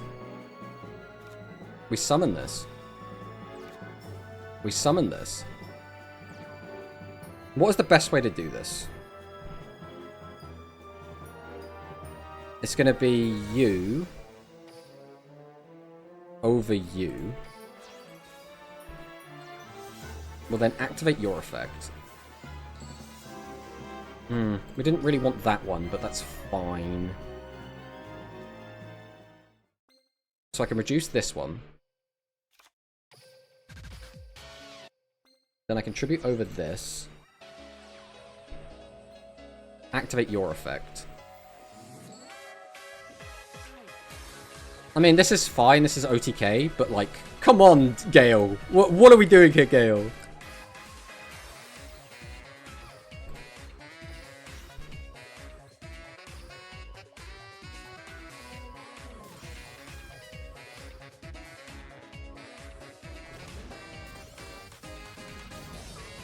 Alright. We got it. We got it.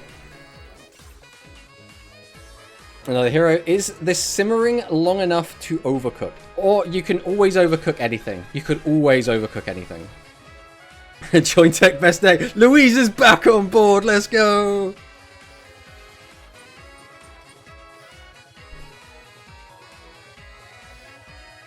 The question is going to be about consistency more than anything else, right? It's going to be about, like, is this good enough to be able to win more often?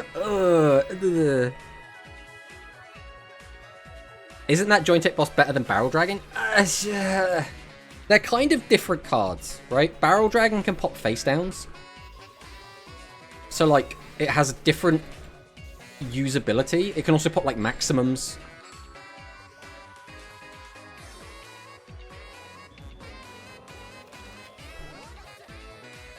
We're going second! Empty your hand! I need you to have 2 or less cards. No! You jackass! Don't worry, Pot of Greed has got our back. This is still really bad.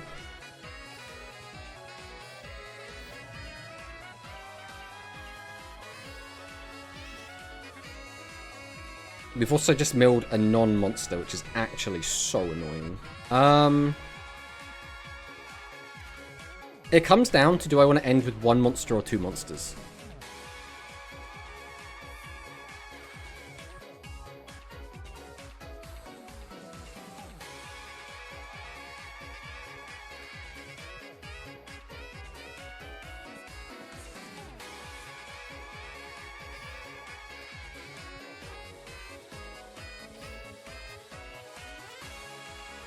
Okay, we're going to go craft the drone. We're going to activate craft the drone. Are we sending Golem?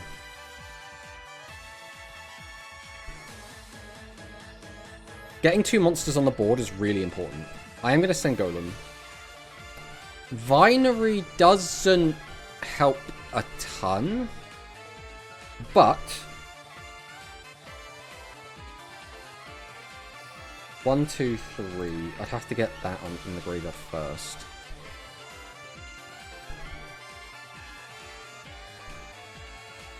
It comes down to, like, what is going to be the most advantageous. I'd have to tribute to get that out. No, there's no way to do this the way I want to do it. So, we're instead just going to do this.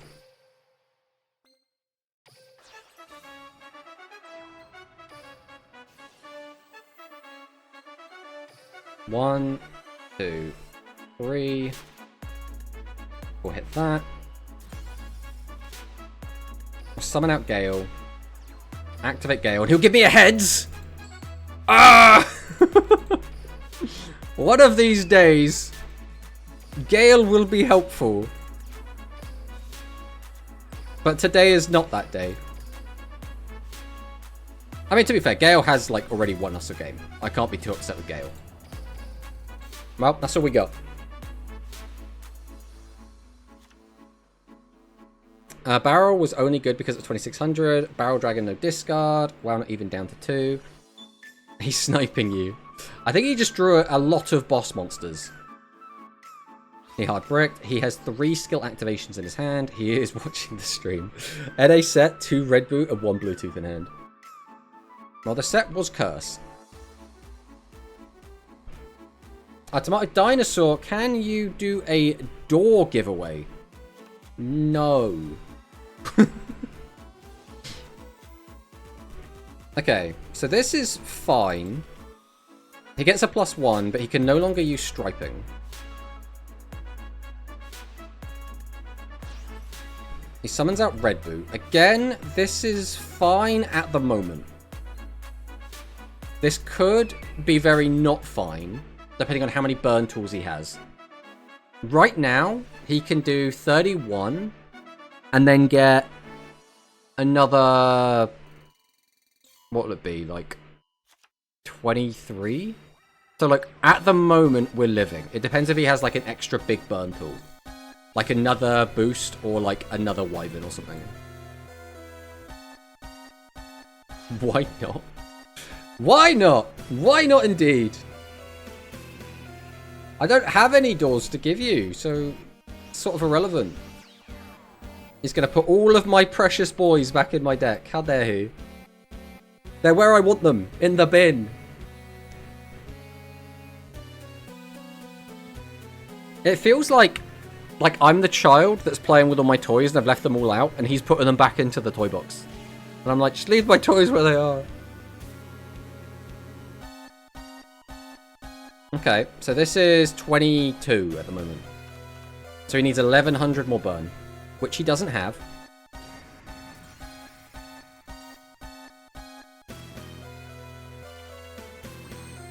Right, we got Nail, we got Hedgehog. So we should, as long as RNG doesn't forsake us, we should just win. So who's ready to absolutely fail some RNG? Here we go.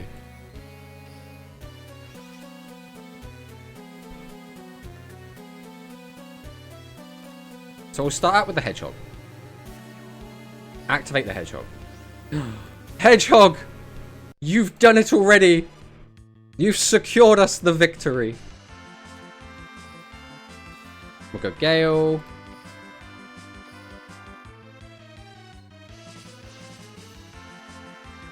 We're going to activate Gale because we can. Gale got a heads for once, guys! He's learning! Booyah! High-tech best deck, let's go. I mean, it did just lose.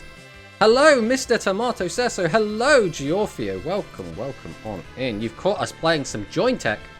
We have had some very mixed results so far. Imagine one of those cards was TSA. That would be very sad. Be very, very sad day. I see more sets on your board than the correct number of spell traps in JOINTECH. So our spell trap lineup is Pog. We got 3 Curse for maximum high roll and Widespread. I don't know if I like Curse in here, if I'm being honest. We have yet to resolve it. So we'll see. We'll see. We'll give it a few more games before we decide to start throwing stuff around.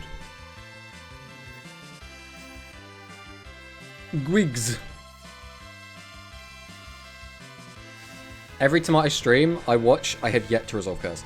The thing is, you've missed the streams where we curse every single game. The big Pog, like, hero games and stuff, but the correct number of spell traps is 0. The only reason I could see to play literally 0, like actually just straight up 0,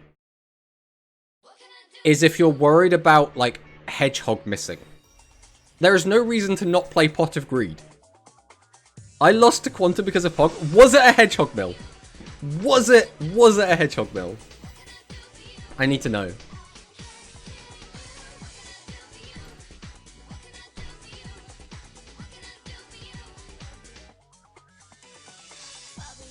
Well, there's some traps that we don't have to worry about because they're all going to the bottom of the deck.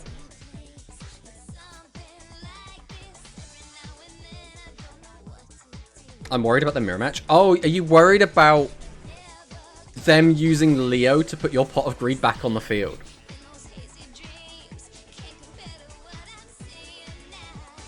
Why are you worried about the mirror match as well? No one plays this deck. I set it turn 1 and got cursed. Just don't set it then, that's the trick.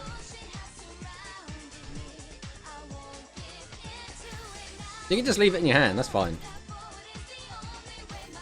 Right, Rush Rising is going to throw that away. Is he just going to make a burst, boost up burst and pass? Is that the line? I mean, okay, I could use it turn 1, but it was versus Galaxy. I think you just hold it, just sit, leave it in your hand, just have 2 cards. But again, if it's Galaxy, I feel like Galaxy probably shouldn't be on Curse, but you say that and then some people just play it anyway. Alright, Burst comes down.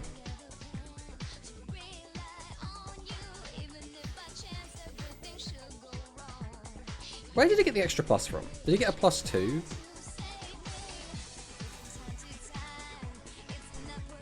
We only got a +1 from that. Oh, he Pot of Greeded. Okay. JOINTECH Rex! Alright, Stampede. Reveal the Rex. How are our mills that bad? Okay, do I just want more bodies? I'm gonna take the body. This might be not the correct play, but we're taking the body. We probably should have done Raptor first, to be honest, as well, just in case, but... There's another just 1 monster. Oh, it's 2 monsters. No, we're fine, we're fine. So, as is, we have 2 monsters. We contribute to get this out, pop a back row. Then we could put it back if we want it. Which is probably fine.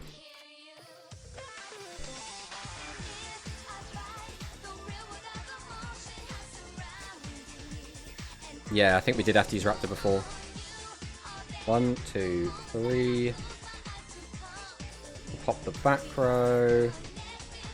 So now the question is, are we going to tribute over it and bring it back again? I'd have to give him back like a fusion.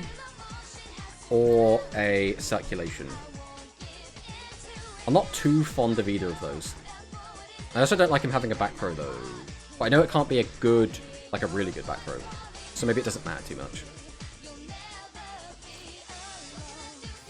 So I think we're just going to go drone. Into the boy. We'll drop Gale. Activate Gale. Activate Stego.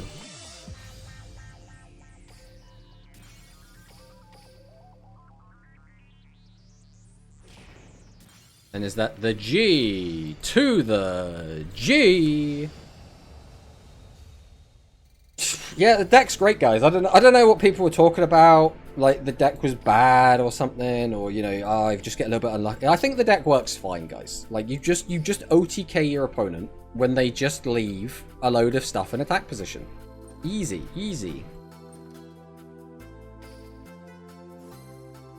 Yeah, Pog, to be honest, is correct. I just don't use it because my Pog slot for WCS is already taken. Ah, I see. So you're already looking at like potential Worlds decks. The problem is versus Galaxy. We have beaten a Galaxy today. Alright, I am, though, going to tweak this a bit. Curse, theoretically, should be really good. It has not been performing, so I think I'm going to remove it for now. What I am going to do is put in... I want to just try out a shield boring Kong. I just want to see how it feels. We're just going to have the one. Just the one. Nothing crazy. And we're going to go to...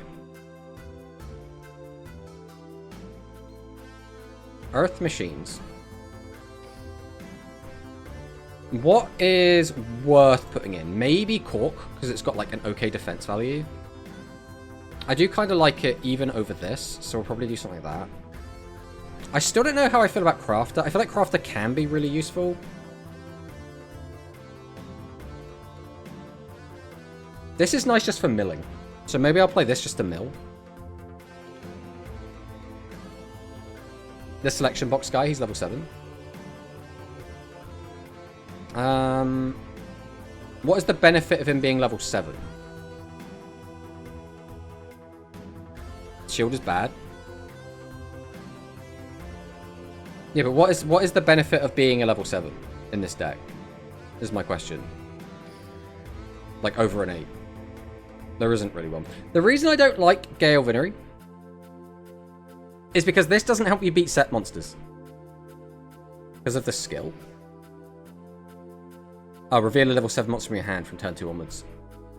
The thing is, does that matter? Well, I guess it kind of does. It only matters if you need to mill a Rex or a Stegocelos. That's the only time it comes up that you need a 7 that isn't one of those two. I think this horse is kind of shit. Like, Vinery is like...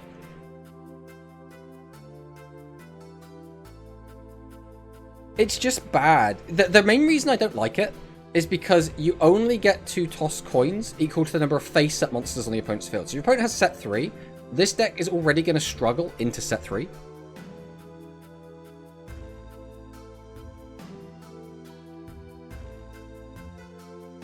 Whereas, like, this actually gives you an avenue to get through set 3. That's the only, like, positive I have for it.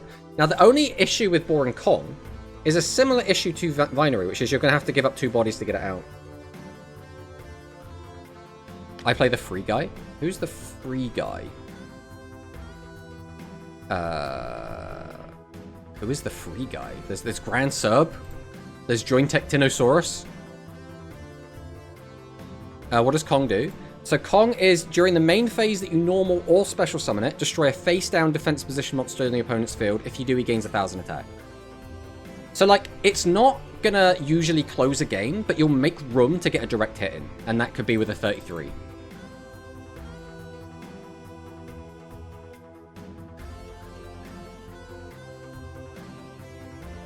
I think it's still very hard to break set 3, even with Kong. Yes. But I think Kong gives us an avenue to actually give it a go. Whereas Vinery feels like it's like... I don't know. It just feels like getting the effect off is not going to happen super often. Like, hit getting piercing is like super irrelevant. Yeah, the free joint at level 7. I don't know the name. Yeah, Tinosaurus.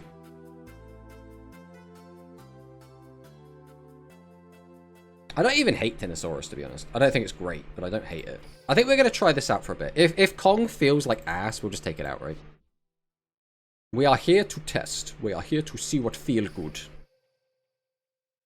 I could out Eternal and the hero. We did out Eternal before. We just reduced it with Vinery. I think it was. Not Vinery. Is it Vinery? Steel Vinery? I forget what his name is. The gun guy. Which I think comes up more than beating set 3. Potentially. Because it's always going to be a meta call as well. So we're against Baseball, by the look of this. Imagine this is like Winsex.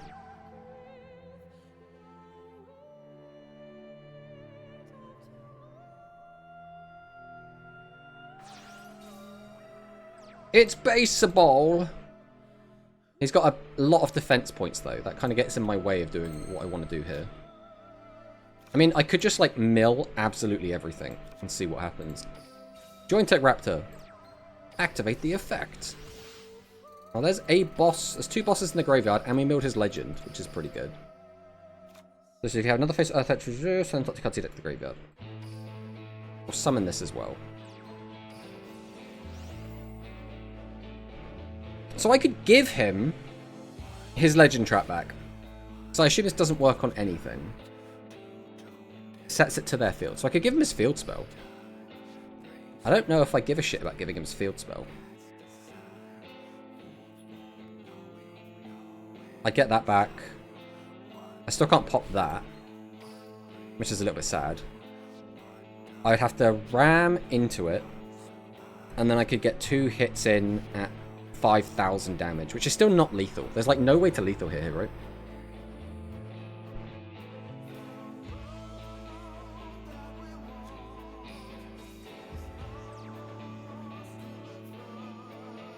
Okay, so his back row is thingy then. That's a little bit annoying. Well, I guess it is what it is. He has executed riding in the back.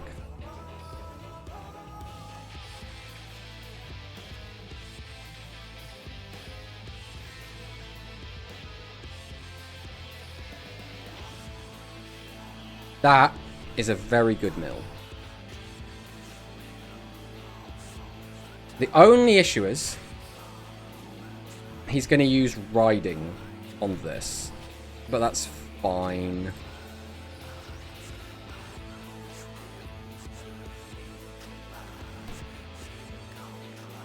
Maybe it's slime? No, there was a delay when we summoned monster, so it has to be riding.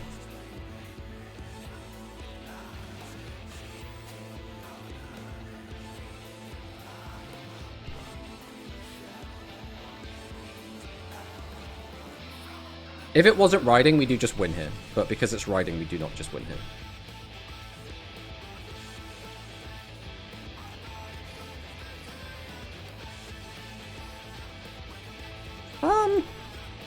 We tribute these two, get this out, summon this, tribute for this. Attack over everything, that's probably fine.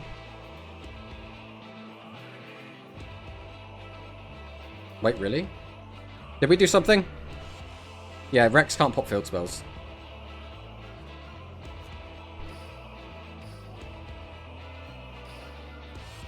Right, we're going to do this, I think. I think it's the best we got.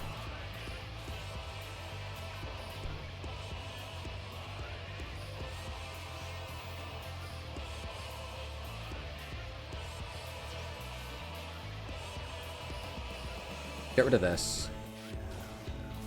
Get rid of this. Get him for 700! I would keep 3 bosses here? Yeah, that's what we were thinking. Only cards and spell trap zones. Yeah, I don't even know if it's... Yeah, it specifically says on this one. There was a card, I think, that was miswritten. It might have been Rex, and maybe it got, like, its errata to fix it, but, like... There was a card in Duel Links that was not written correctly. That, again, had to pop cards in the back row only. But hello, Toti. Welcome, welcome. I mean, what's the scariest thing he could do? He could go 44, 29, 27. Unless he's playing some weird text. That's the best he's going to make here. So we'll survive that.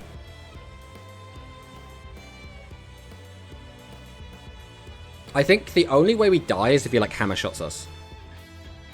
Or if he's playing, like, the Dragonic Pressure build.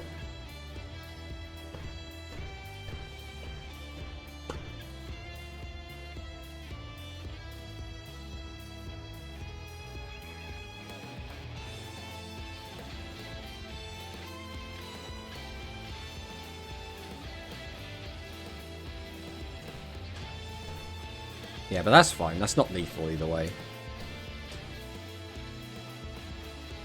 What he could do is activate Dragonic Pressure, discard 3, wipe the board, double order game. That would be pretty annoying. But there's nothing we could do about that, so it's kind of whatever.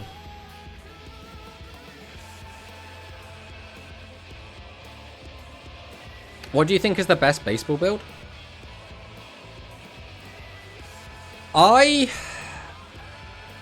think there's 2 ways to really play baseball. There is the Dragonic Pressure build, which can OTK And then there's like the non-Dragonic Pressure build, which can't really OTK, but is more consistent. But I think in OTK meta, if you're not OTK and are able to apply a lot of pressure every single turn, your deck's kind of useless. That's not a real hand. This deck doesn't run pressure. Oh, Giorfio is uninitiated. He has not seen the Dragonic Pressure builds.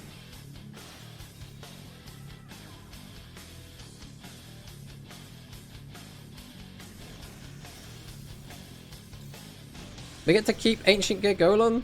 Nice. Well, there's my boy. I could give him a trap card. There's only a point in giving him a trap if we're going to kill him this turn. We don't have Vinery currently.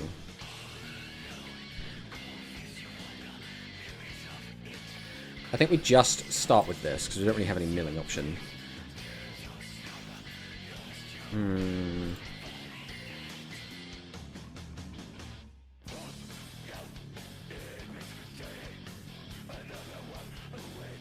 His defense is too high, and I dislike that. We could attack over for 500, and then we could get in for like 25. That's the best we're getting here. Burn for 3. We could just stop digging. I mean, I think we're going to be digging either way. Let's go for Craft the Drone first.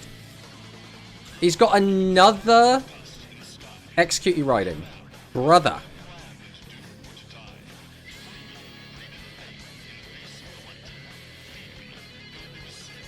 Well, that's not helpful in the slightest. The 300 damage from this is irrelevant. So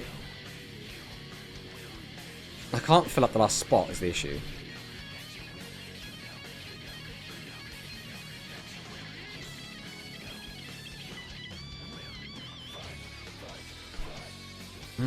I feel like we're in such a shitty position because he just keeps finding traps every single turn.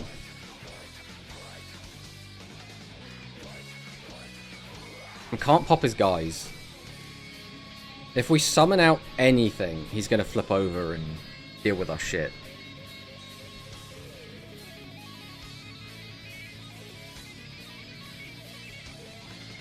This just sucks. There's like no good play. There's just literally no good play. We're just going to do this.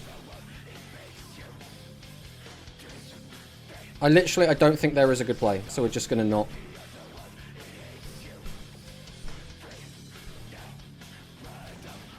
The only way I can get back a JOINTECH Rex is if I give him another Execute You Riding. So, like, nothing changes if I do that. I just can't clear a boss.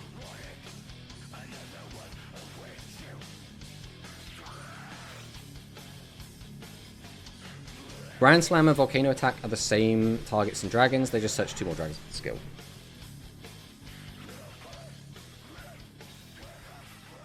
Wait, how does that work? It goes from Baseball to Fire Dragon, kind of, and it's game. 3 level 7 and a bunch of dragons. Yeah, basically. I think Pressure is Cope, and you're far better playing old Red Boot. I mean, yeah. No one said the deck was good, but, like, this version of the deck is also shit. That's the difference, right? The issue is... I need so much, realistically. We're going to draw 3 cards here. Him just having 2,000 defense is a real wall for this deck.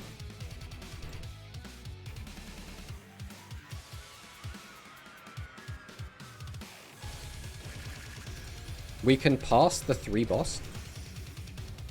I mean, this one's not a problem. It's these 2. Right, we finally have the Vineries. Right, we have to do this. So I'll go Leo, give you back Riding.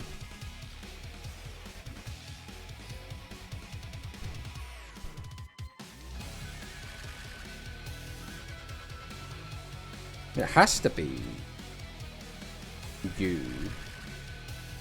Why does it have to be you? It doesn't have to be you at all. Oh, to fill up our deck, if we want to fill up the deck. We can get back a Stego as well. Use that, attack over 1, pop another, crash into the other. Doesn't really put us in a great spot, if we're being honest. Right, we'll take back the JOINTECH Rex either way. Because we have to refill our deck. Like, that has to happen.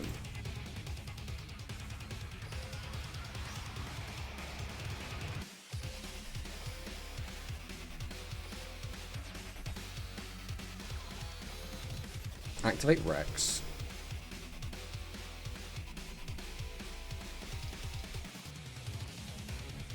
I mean, I don't know that. We're in a bit of a weird spot with our deck size right now.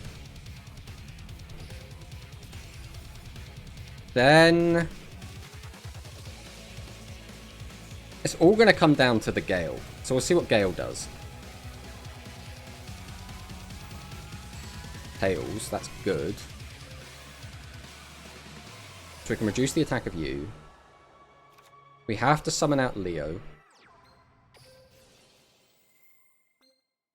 Give you back that.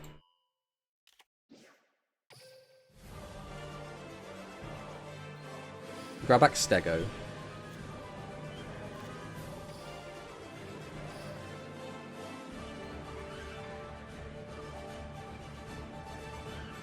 I can only pop one.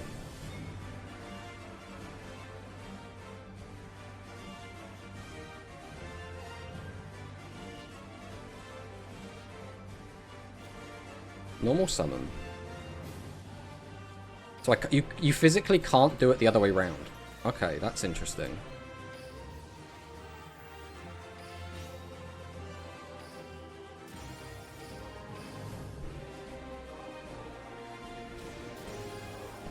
I didn't know if it would be like Gaia, where you can choose to reduce. But it's not. It's not like Gaia. When you use the skill, you have to summon for one.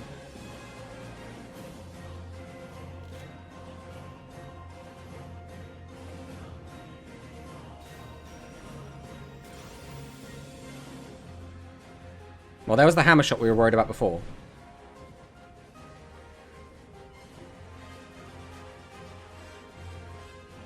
I think the play was add back Golem. If we added back Golem, what changes?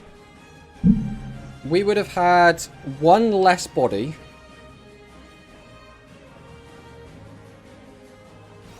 Two of the coin flip guy and two Rex. I mean, two Leo. I mean, we did summon out two Leo. We would have had... The problem is, what does that get us?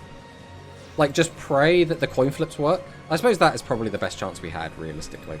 Although, without popping that, I don't know if it matters. Because if we did that line, we wouldn't have this in hand. So... oh, but we would have had an extra guy anyway. Because we discarded one with JOINTECH Stego. So he would have kept all three, because we wouldn't have been able to use Stego to pop. Unless the play was not grab back Rex. Maybe grabbing back Rex was the misplay. Because instead of grabbing back Rex, we could have just grabbed back Stego. Then with the second, we could have grabbed back Ancient Gear Golem. Then we summon, tribute, get out Stego. We would have had to go on, summon, use the coin flip. Assuming the coin flip goes the exact same way, we reduce one of his guys. No, but we'd still be down a guy. So I think that means we still don't have enough to discard. Like, the board would have ended up Stego, Ancient Gear, and then either nothing on the end, because we could then use the discard to pop one, or...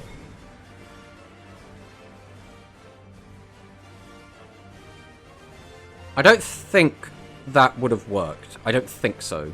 So I think we don't have enough cards to trip... because we need an extra body to summon out... Maybe it doesn't matter. No, it does matter. We would have needed an extra body to get out Ancient Gear Golem, because he doesn't get a discount on the tribute. So we would have lost this card from our hand. We still only would have been able to pop one, because we don't have an extra card anymore. So then we attack. We still could have had a 14. I guess it would have been a Gale, which would have been a 12. So that would have been 500 over, 500 over, 1400 direct.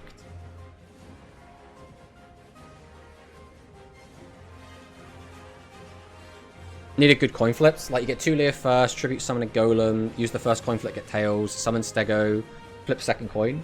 The issue is, if we... so the problem with that is, if we played the second Gale, we can no longer, even if we get 2 correct coin flips, we can't pop twice with Stego.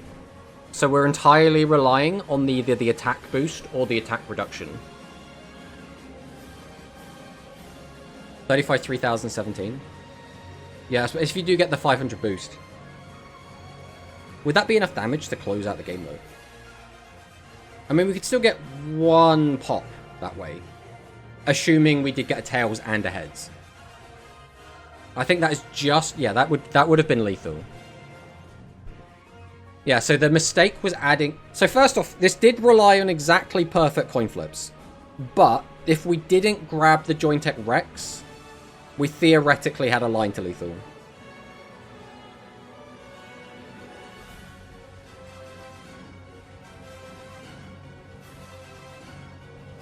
We'll save the replay. We might delete that one in a bit. I'm not sure. But we'll save it for now. It's not a great position to be in, though, when the only win con was make 0 mistakes at all and win 2 coin tosses. That's not exactly the epitome of confidence, you know?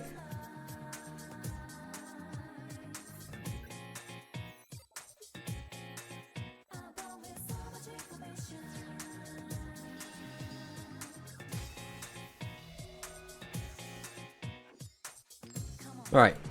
We're against Spellcasters. Let's see if we can win this. That's the prime JOINTECH experience.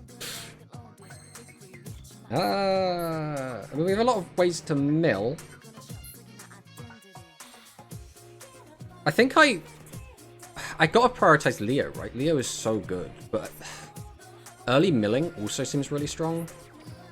I don't know. We'll try prioritizing Leo here and see if we hate it or not. The opponent at 38. I think at that point he had 31. I think on that last turn he started on 31.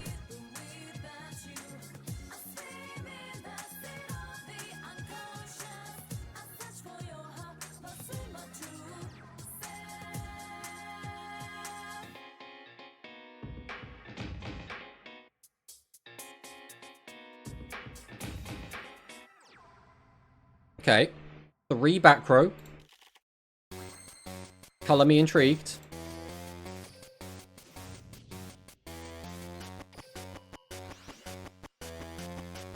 We probably should have milled first, really. I got a little bit excited there.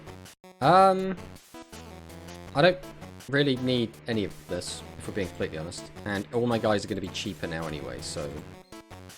No. Hedgehog! Crusher drone! Well, there's all the bosses I needed earlier. Oh, we're so bad, bro. Okay, we'll send this. Another hedgehog.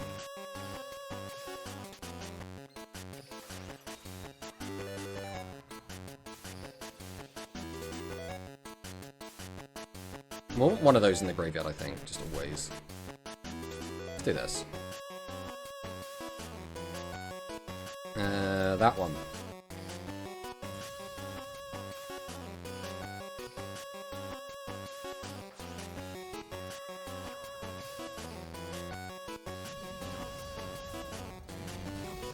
Go! Crusher drone! We rank up yet? Yeah, we are in gold 5 at the moment.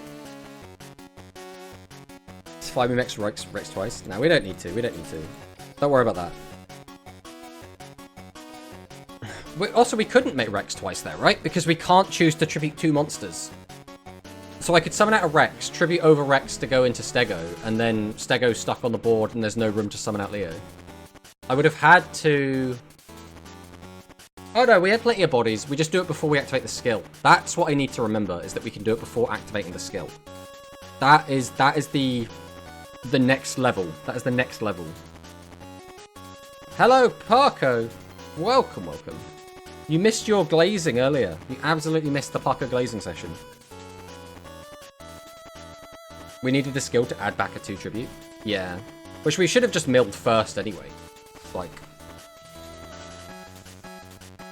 Realistically, I just got a little bit excited because he set 3 and I could just kill him in 1 turn. But there was a way better way to play that.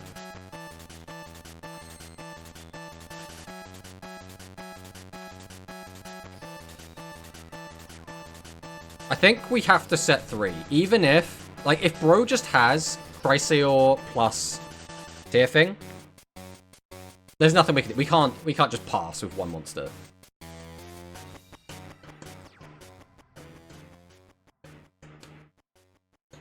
Only 6 cards and extra is interesting as well. Yo, is that Star Trancer? If Bro summons a Chrysaor now. Okay, it's not Cry.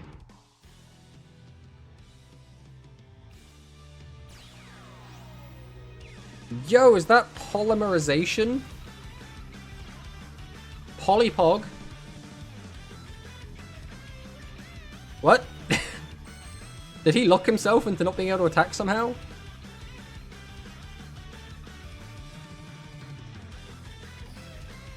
No, I can't use Raptor. Boo. We can use this one, though.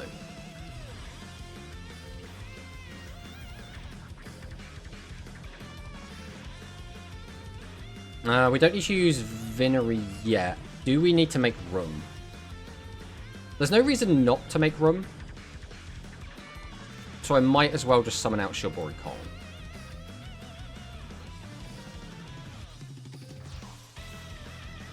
No delay. So there's no more milling available to us, so I think we just use the skill here.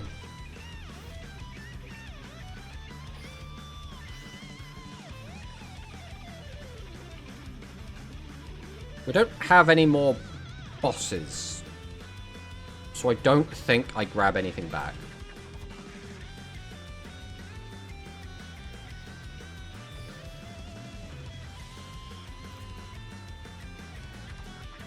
So I activate this one now.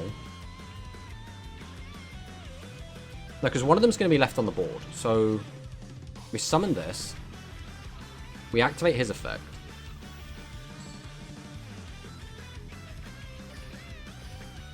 Then we tribute this one. Then we activate his effect. This is where I needed Tails. Go get him, champ. Shilbori Kong. Well. I mean, I'm not really sure what happened there. I feel like the last 2 games have been kind of throwaways. His sleeve does hint at something. No, don't worry about that. Don't worry about that. Is JOINTECH best deck? Yeah, JOINTECH best deck. Especially if your opponents don't play the game.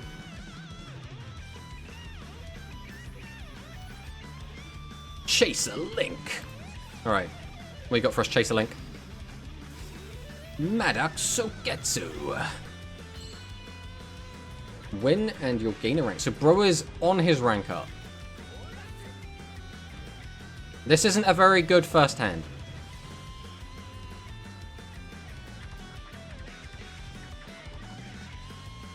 Three more.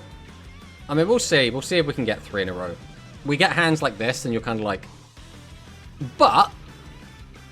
Theoretically, he's playing Pyro, which means he's not going to be very good into set 3. So... Maybe we can just vibe.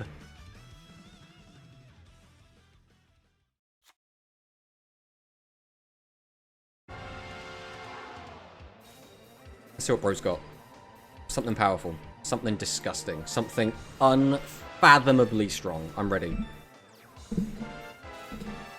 Not playing around Curse! I have no way to punish this.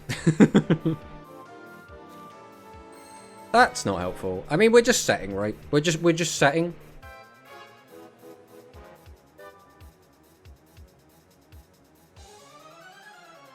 The question is, what do I keep?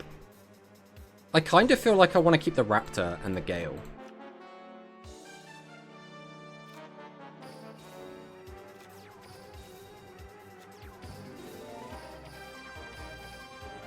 I think that's the line. We'll see if I regret it or not.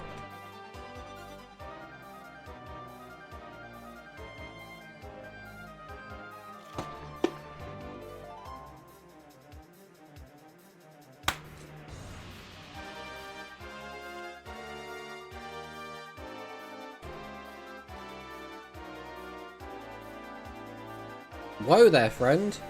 You have a lot of powerful cards there.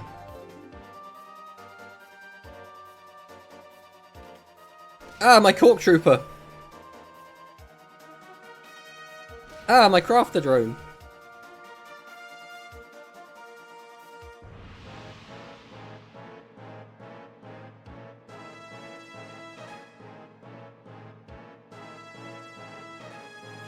Right.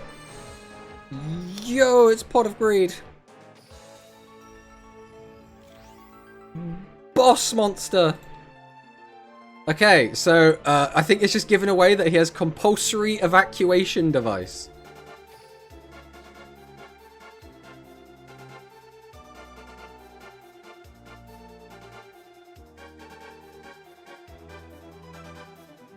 Ironically, Cork Trooper is not live. This is the most awkward card to use.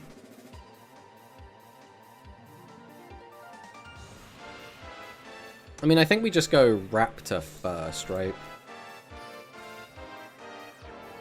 Ah! Don't compulse me. I'm just a baby raptor. No boss. Let's go Crusher as well.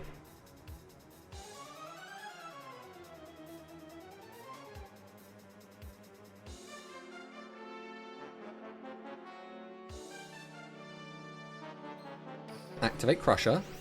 No boss. Okay. Oh, that's the wrong button to press. Let's not do that. Let's activate the skill. Let's reveal this. Bosses! We have bosses, guys. Bosses located. Yeah, sure, why not? Let's just grab a guy. Give me Stego. I think I want Stego. Popping that defense is nice, but like it's so not necessary here.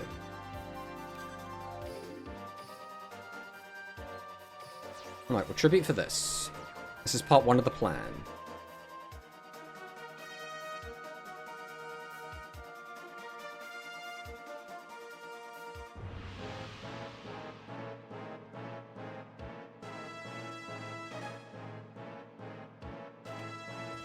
Ah! Not the compulsory evacuation device. Now I'm forcefully ejected from the field. Huh.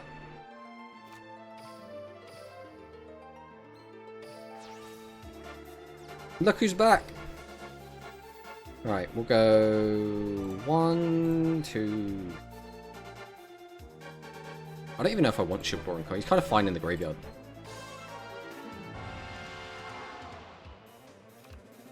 That one. I mean, that's neat. Let's go Gale.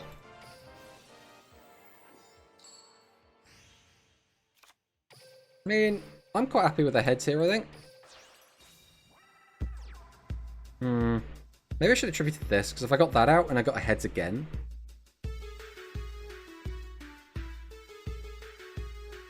that could have been really good. Because as is, this is just not lethal. We're 100 shy.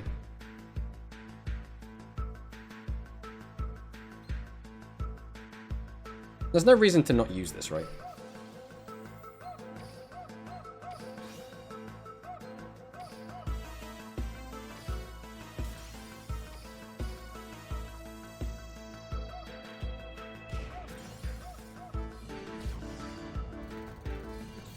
Man, if only we could have used Cork Trooper.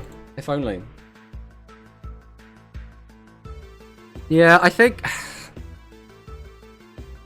Summon Stego first was lethal. Yeah. Well, it depends, right? Because if we just flip Tails, then it's not lethal. I think the correct play was summon... but then if we just got a Tails on either one, it's not lethal. It's a weird one. It's a weird one. Where is Baby Raptor? I mean, we did just put one back into our deck, but one isn't. We got 2 in the graveyard.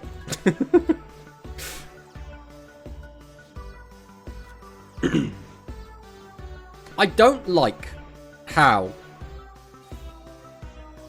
if you flip Tails, it's never game. I mean, you're not wrong. at the same time, it's not like it wasn't guaranteed game, right? Like there was no way to know.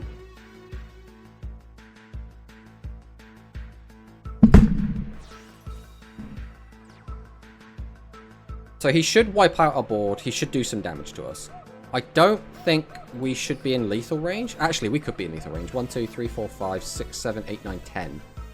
If he goes like double Salamander, reduce our board by 2,000.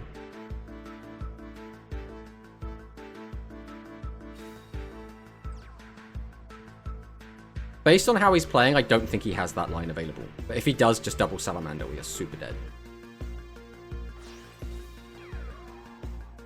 Uh-oh. Surely he just doesn't have Ember. He just doesn't have good Ember in hand. Yeah, see? Everything's fine. No, I think we actually did see him get this card, so we kind of knew we couldn't have done that. We're taking a chunk here. We're taking a chunk. The other scary thing is he's filled up his back row again, which means like a Cork Trooper burn can't kill him. No, there's 3 in the graveyard anyway, so it doesn't matter. It means that we can't use Leo, which is a little bit annoying.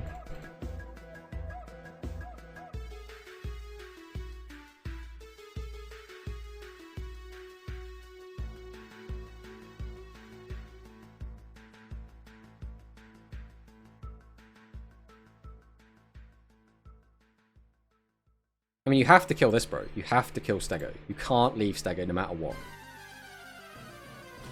Okay. He hits the vanilla. Yeah, there we go. That was the one you needed to get rid of. We're drawing Raptor with Pot of Greed. Here we go. Yo, is that Raptor? Summon Raptor! Go Raptor! Almost whiffed, by the way. We hit a trap card of ours. Okay, we'll save that one. That was a decent one. Well, we got this. Can Leo get Cork back? No, I can't, unfortunately. It has to be 7 or higher. Not that we could use Leo anyway, because his back row is full.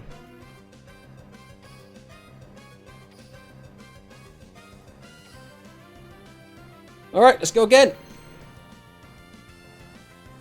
Imagine if we could get 2 wins back to back and we just absolutely sack into King of Games. That'd be great. That'd be a great way to end the stream. Well, we're not really going to end the stream yet, but you know what I mean. It's baseball. Now, last time we played against baseball, we did lose. Now, we had a line to beat it, but it was not a good line and required 2 coin flips. So... I think I just leave this. I could set this, but I think if he has the thingy, then I kind of don't want to deal with that.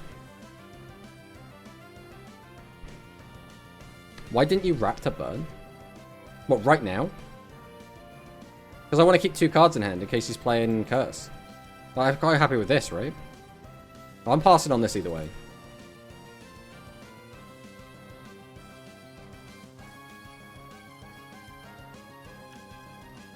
I feel like I'm getting conflicting reports in the chat from one person that wants me to play one way and someone that wants me to play another way.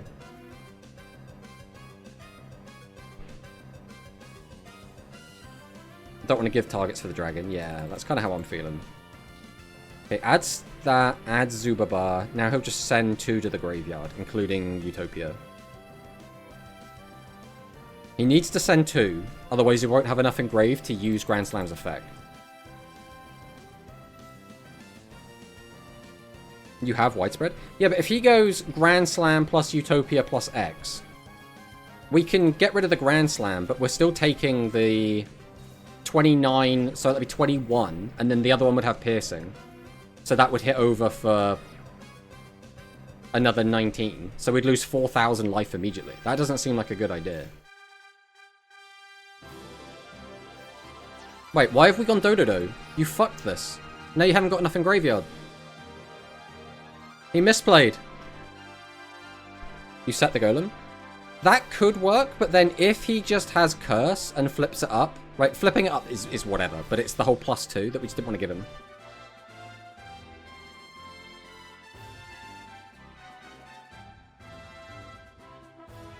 I think I'm just going to use Widespread. Because we're taking a lot of damage here anyway. I think getting that out of the way and giving me a line to potentially kill as well.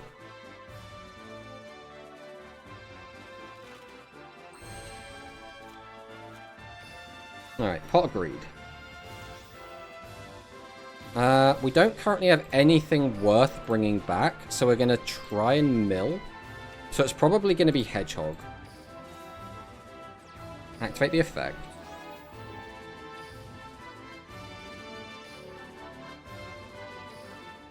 Then we'll go Stampede. Reveal the Rex. Where are my boss monsters, yo? I've got nothing in here worth bringing back, like, at all. So we go, what, 1, 2, get both of those out. Hope it's enough. We could just get OTK through anything, though. We don't have Stego to pop anything. Is there anything that could dig us? Like, maybe we just take Crafter?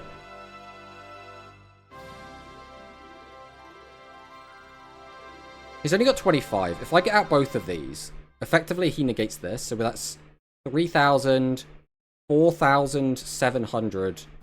And then it'll either be +15 or +8. So we should be fine.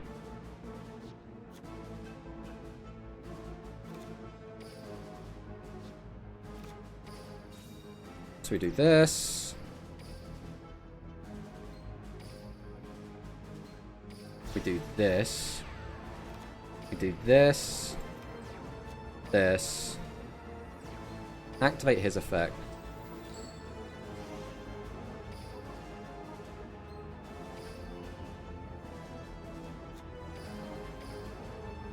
Tribute over this. Activate his effect.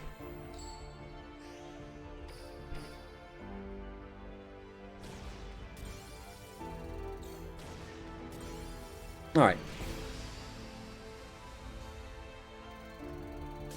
Burn first. The problem... Could I have burned? Maybe. I would have had... Wait, how did I even burn? I don't think we had a burn line, did we? I'm trying to think now. I mean, he misplayed that, so that's not a very good replay, unfortunately.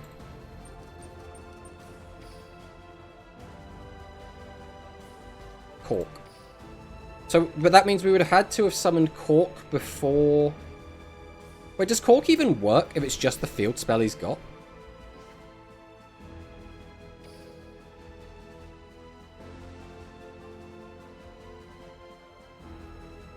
Yeah, it should do. It's just number of spell traps on the field. I mean, we were way over lethal anyway, so it didn't end up mattering, but yeah, that is something I should be noting. I always think that Cork is just back row, not field spell.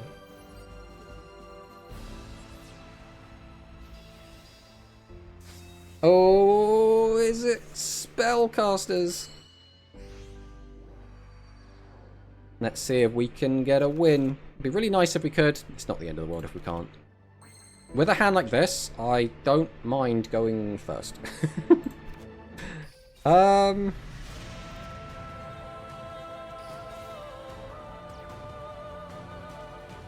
think we have to set one of the raptors, right? Having the double mill is obviously really nice.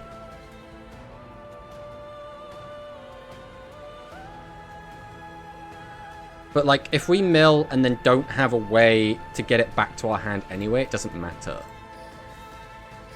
We're going to pass. Let's hope. Let's hope that the RNG is on our side. That we can win this game. We only have 3 draws to find a boss. Now, if he doesn't set 3 back row, we get an extra 2 chances. Because... we can mill 2, well, he actually has to have a spell trap in his graveyard as well, so...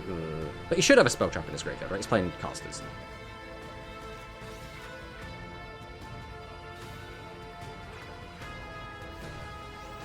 Mr. Alchemy gets their 3+1.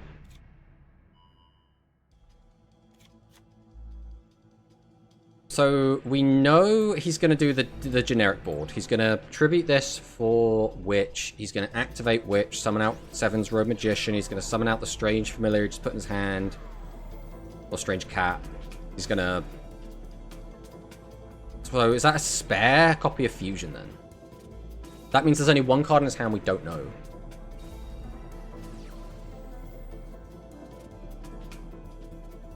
So obviously, for this to go perfectly, he's going to flip up the middle one, but we'll see what he does. It's not really a huge difference in damage either way, so... What's more important is the cards that we draw. Okay, this was the worst possible case scenario, because this means we take maximum damage. And then 16 on top.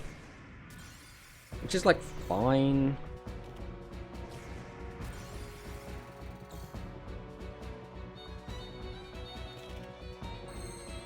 Okay, we have Stego. We got to keep a Hedgehog as well, which is actually not awful. We can pop both of these, we can't pop this.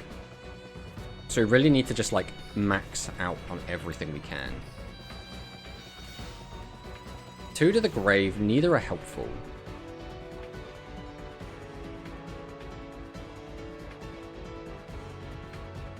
I'll flip this. Activate the Hedgehog. Thank you so much for that. I think here we just go ahead and use Stampede. No bosses again? I think we have to take this then. It's either we take this or we gamble. How much damage is that? That's 25. Minus 16, so that's 9.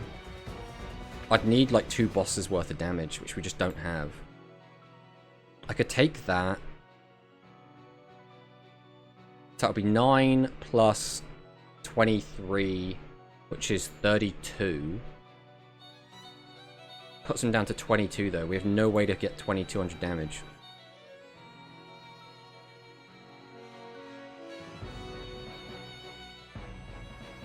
The chances of me living next turn are so low.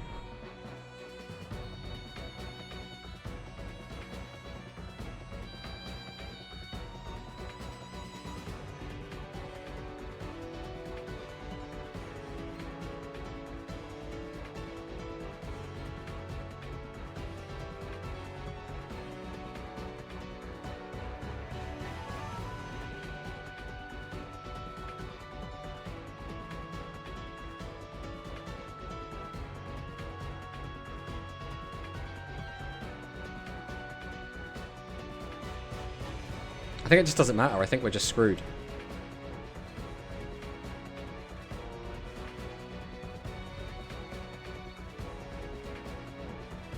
Tribute 1. I can't make more room. I think I have to take this.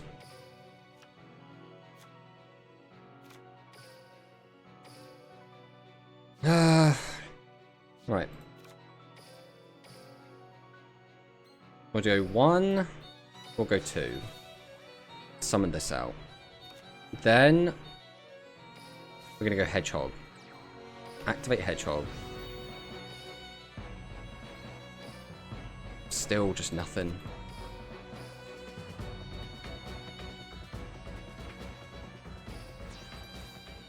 Yeah, just I don't know, man. This just feels so unbelievably mid because we just didn't get an extra boss. No, we're just gonna do this. There was no lethal line, so I think it just doesn't matter. I think we're just cooked no matter what we do. Because we needed room.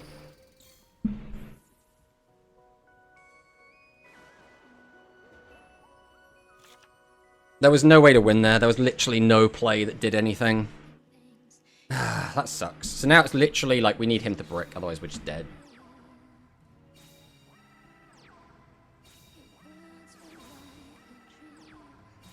Okay. Hopium.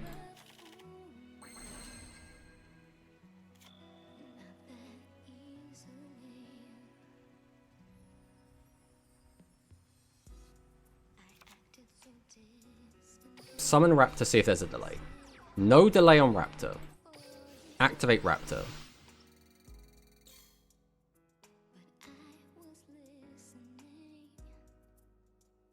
I mean, we just go Golem, right? Like, straight up.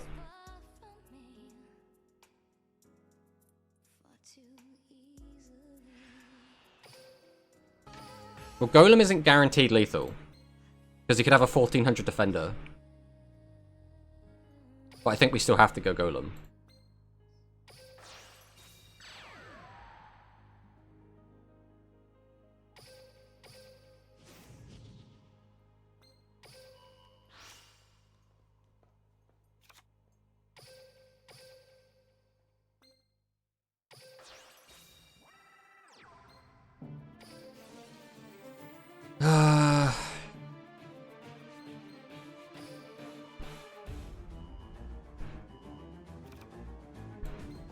Alright guys, left or right? Left or right? What do we think? Left or right?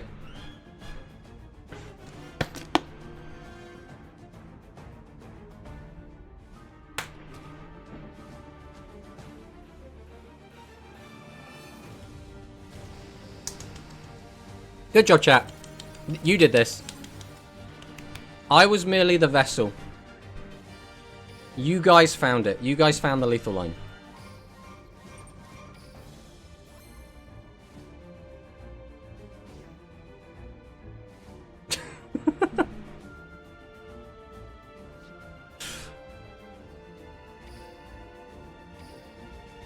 I mean, this was a climb. This was a climb. Kong was on the board twice when we won. He did not resolve his effect once. Still not sure if I like it. Still might be a bit shit. Not really sure. Didn't really get enough data to tell. Raptor, MVP. Crusher Drone. Pretty good. I think, really, Gale Vinery, this was like the real best card in the deck. The only problem with Gale is a lot of our lethal lines were made or broken over this card getting the correct coin flip. There were several games where we were like, man, we just really have to get the correct coin flip, or I guess we'll die. Not a huge fan of that, personally. We got Corki. We didn't burn once with Corki. There was one time where we could have burned with Corki, and we missed the line. Or we just didn't spot it. We didn't understand how it interacted with field spells. Other than that, every single time our opponent either had 3 face downs or he wasn't the only card on the board.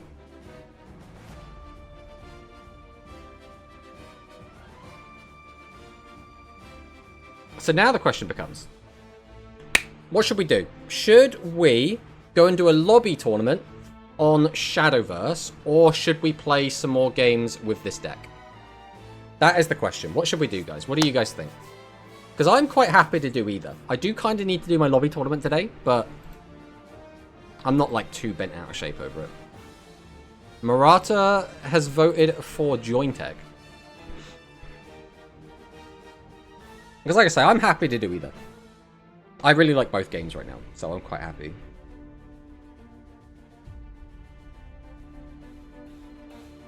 Make a video saying this is tier 0. Nah, we don't like spreading misinformation. Alright, we'll play again then. We'll go again.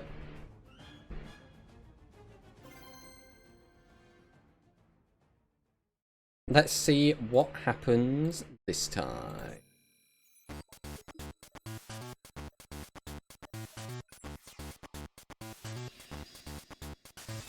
It's not misinformation.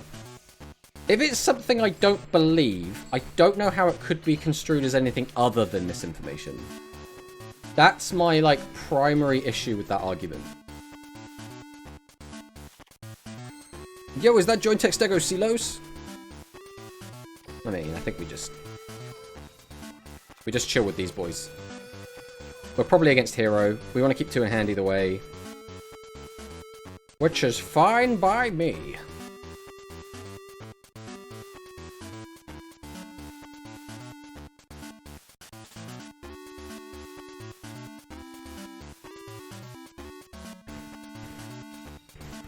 Yo, elemental circulation. Oh my god, that's crazy.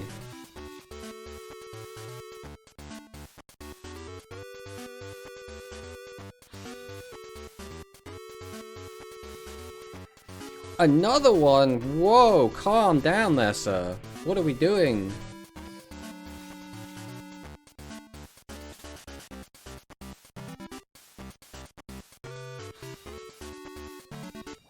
Man, we are really filling up that graveyard.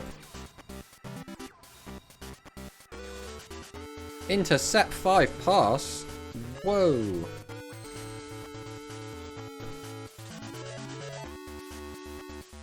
I mean, this is always the issue, is right? We don't really have a good way to fight when our opponent sets a bunch of cards. I guess we're going to just, like, go for it. That helps. That helps tremendously.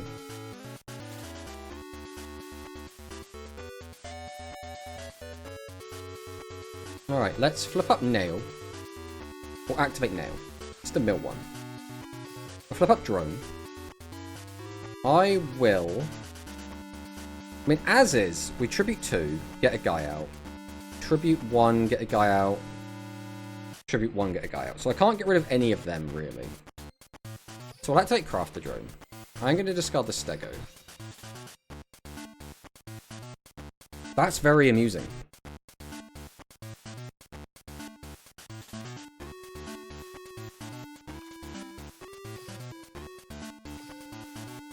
Actually, there's no reason to do that first, is there?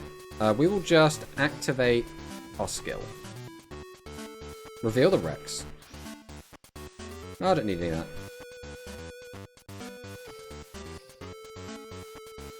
Tribute this to summon this.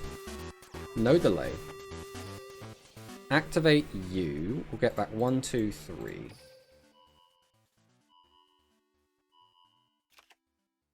Let's hit that one. Tribute 1, Tribute 2, summon this. We'll summon out the Raptor. Activate Raptor. Well, there's Shield Boring Kong. He's now in the graveyard. He would have been helpful here, but he's not here right now, so...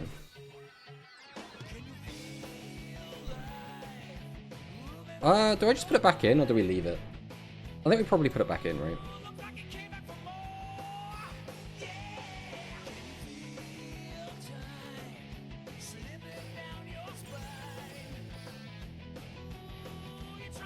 Ah, we found the Clayman. It was double Clayman Sparkman. Bro had all of the defense. All of the defense.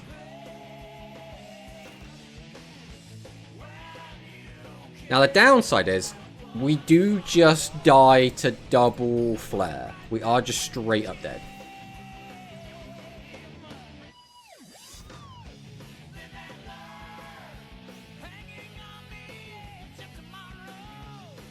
Okay. Grabs back the fusion. Avian. Sparkman. Okay. All things considered, that's not that scary. Goes for the fusion.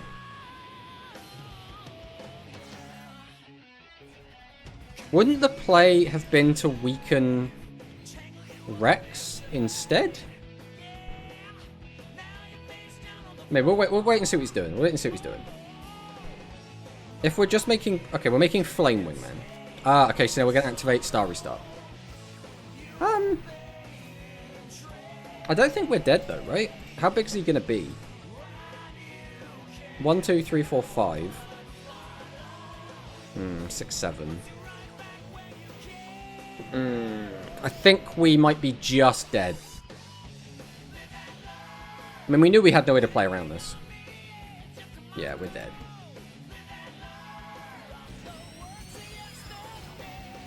Wait a minute. 200.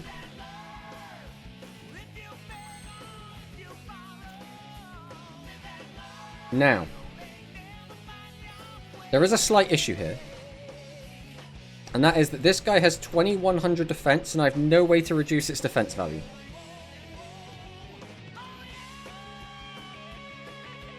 Even if I get good mills, I can't recycle with Leo. We haven't used the skill yet, actually.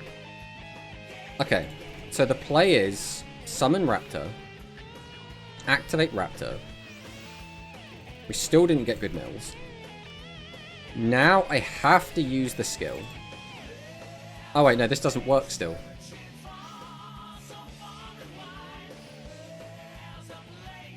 So we're just dead? Because there's nothing we can do. Yep, this is rough. There's just nothing we can do here.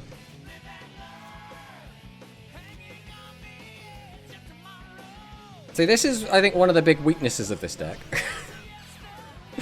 Is sometimes you just find yourself in this position where you have no way to out a big guy and you lose.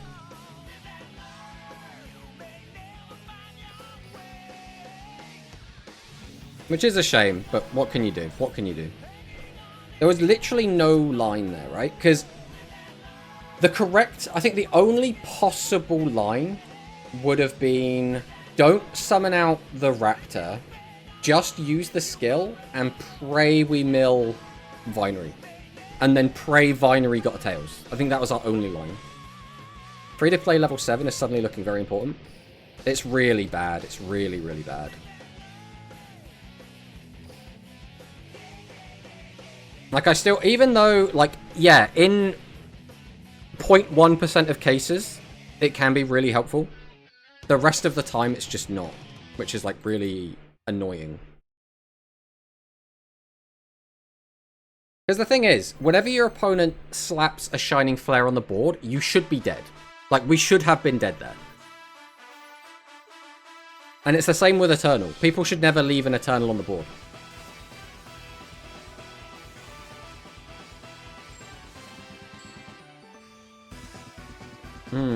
Okay, we're against presumably Royal Rebels.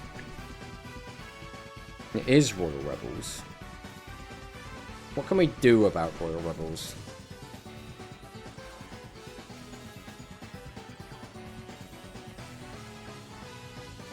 Okay, keeps a card in hand. Rex is fine.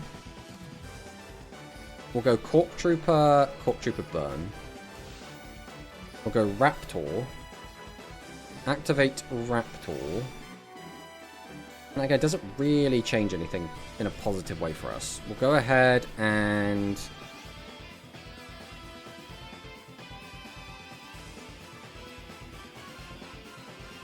no spell traps, which means we can't use that unless we pop with that.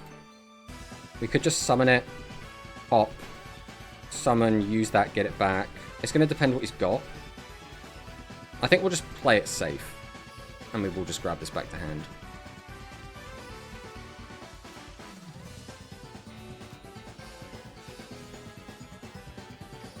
Tribute this to summon this. No delay. Activate the effect. Go 1, 2, 3.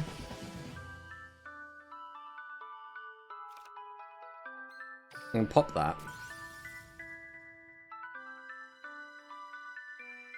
Like a tribute over this. Go for this. Give him back the back row. Get my guy back. The issue is I could only pop one of his guys, so I don't think that is the correct line. So instead, we're going to just pretend the back row doesn't exist and that it can't hurt us. But we can't pop both of his guys anyway. Ah.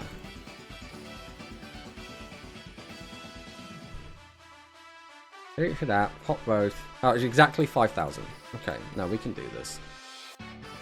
The back row is nothing, it cannot hurt us. The back row is nothing, it cannot hurt us. The back row is nothing, it cannot hurt us. The back row is nothing, it cannot hurt us.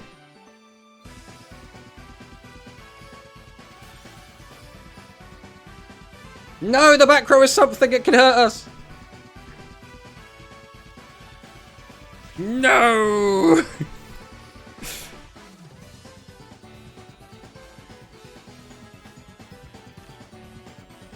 Hey, Soramir, welcome, welcome.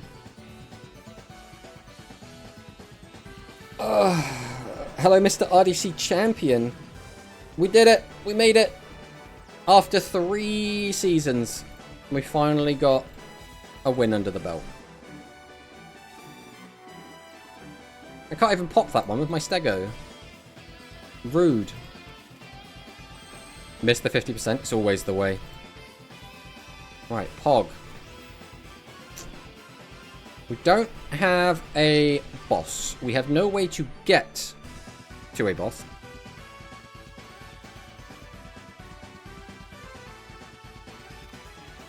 So I'm just going to Gale.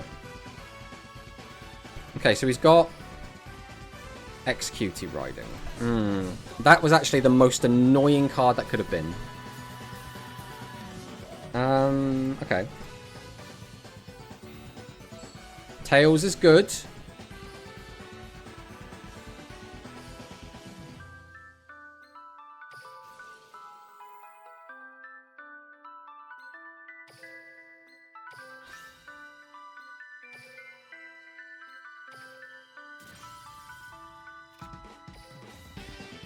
Now the issue is, this is kind of it. This isn't even lethal, no matter how we play it. So I think we just go for this. Okay, we could have been cheeky, got an extra 500, but that's it. Surely he doesn't have back row hate and a Doom setup. Surely he doesn't have all of that. Thank you for following Super Dprat. Oh, that's... You see, that's the first issue here. Is he had the back row removal.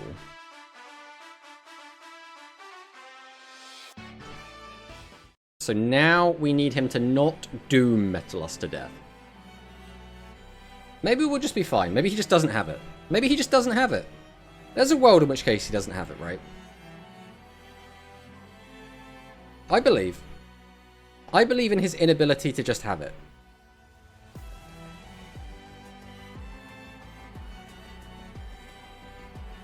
Can I read the skill again? Of course you can. Can be activated by revealing one level 7 monster in your hand from turn 2 onwards. If all of the monsters in your constructor deck are Earth Attribute Machine type monsters, send 3 cards, then you can add a monster from your grave to your hand, but only once per duel. And then as many times as you want during that turn, you can normal summon Rex or Stegoselos with 1 less tribute. So quite often you'll just tribute over, again and again and again. You only get the add back once. This deck sucks.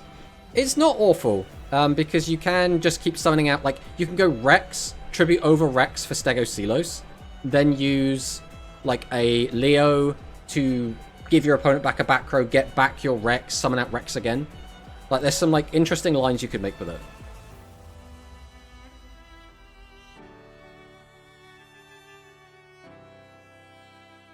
Like, this already feels infinitely better than Cyber Dragon, I'll tell you that much.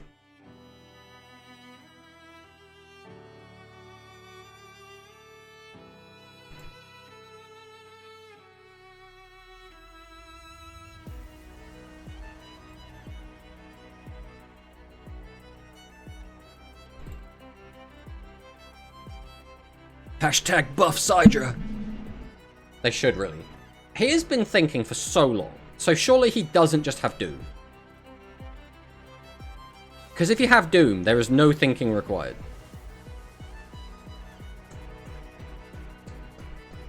Free the bear. I'm trying to think what I want. I mean, a Sidra buff would be cool. Okay. But if you have a Doom... Okay, well, it wasn't Doom. I was going to say, if you had Doom, there was no thinking. It's got 1800 defense. He's countering my deck.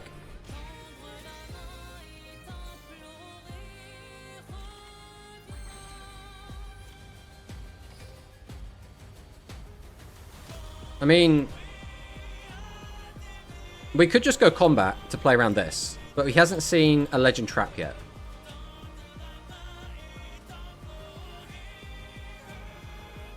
So I think I am going to activate the skill.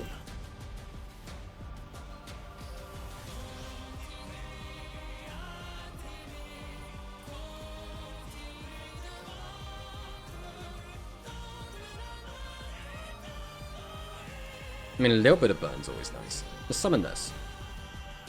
Right, so he has got a riding. He has got riding. Okay. Wait, why that one? Because I summoned an 800, I guess?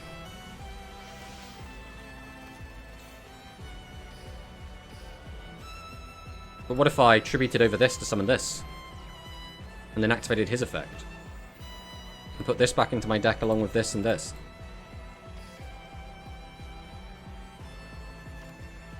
And then pop that one. Ah, no legend. I think we should still just be fine, right? I don't need to pop his monster, there's no need to. Go Gale! Do Gale things!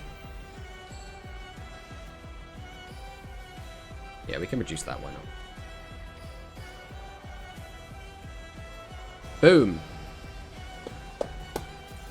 He has been sat on the curse all game. We're just sat there with never less than 2 cards in our hand, like... I'm not sure what you want from us, guy. Like... Just play better, I guess, Lamau.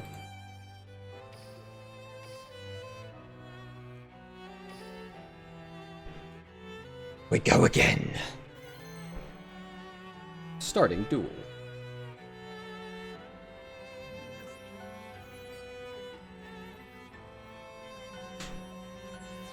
Guys, I don't think this is gonna go well. I think we're gonna get bullied by Giorfio Sesso.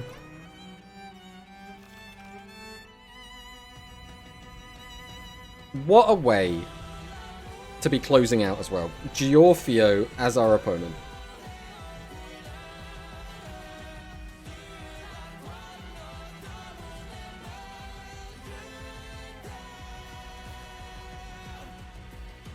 I swear I didn't stream snipe. That's what all the stream snipers say. I didn't do it on purpose. I was just queuing. Staring at stream.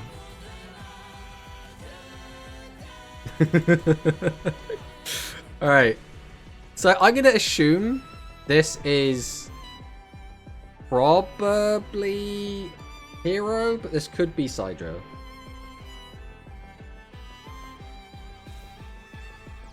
This looks more like Hero. This very much looks like it's probably Hero.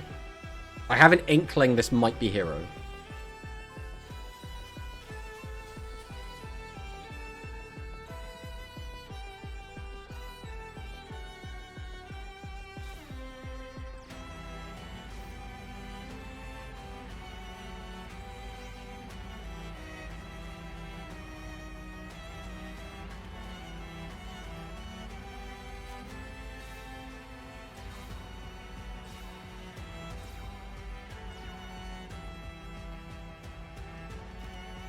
That is a very threatening board, just like leaving that in attack mode against me. Our hand doesn't do a lot, is what I'm learning right now. I mean, did we just set?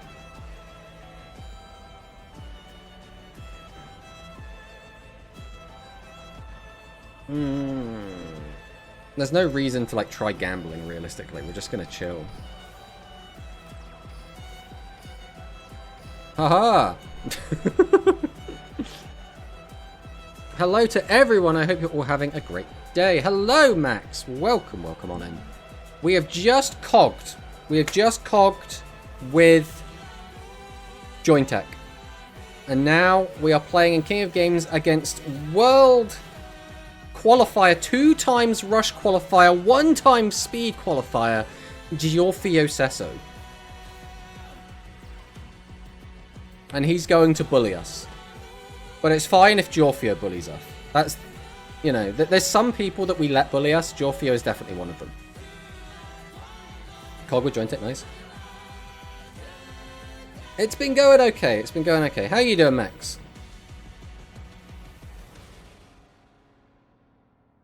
So you not play him in Dorum? No. This is we just randomly queued into each other on ladder. Goes into Flamu Wingmanu. Oh, I hate Sepia so much, bro. I will never like Sepia. 414 burn. This is the issue, is we will slowly get chipped down like this. Okay. That's not, like, amazing. But, like, it's something. This isn't live, because we have other monsters on our field. And we have to have this face up. So we'll go ahead and flip up Crusher. I guess we'll flip up Cork as well. We'll fire off Crusher. That puts that in the bin, which is actually really nice for us right here. I don't think we need anything else. We'll just go with this. Reveal this.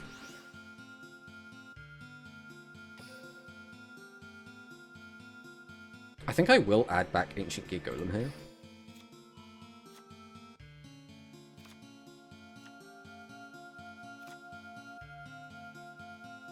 I don't think it matters too much how we do this, so we'll go Raptor first. There is a delay.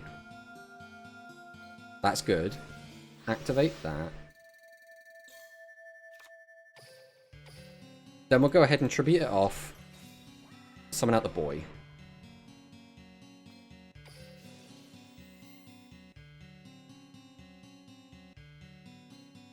Okay, so with this, we'll go 1, 2, 3.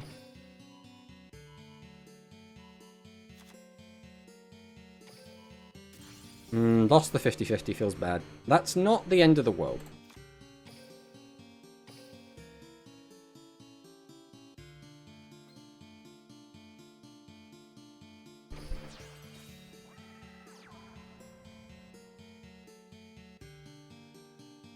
So you might as well use it here, right? There's no reason not to. That just gets a -1 off me.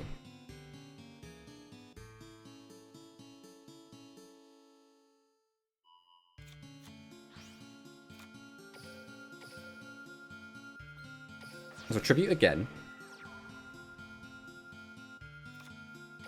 We'll go Leo. Actually, there was no reason to go Leo here, was there?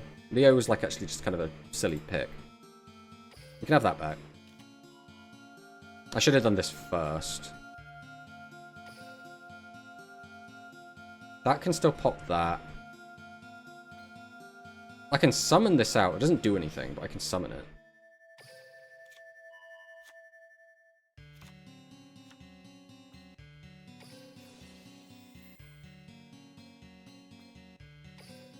We'll just throw a load of cards back.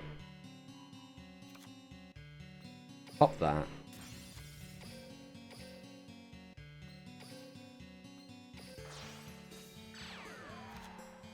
We'll summon. And we'll get this out as well. Now, again, this does just lose to, like, double thingy play, but, like, everything loses to double Shining Flare Wingman play.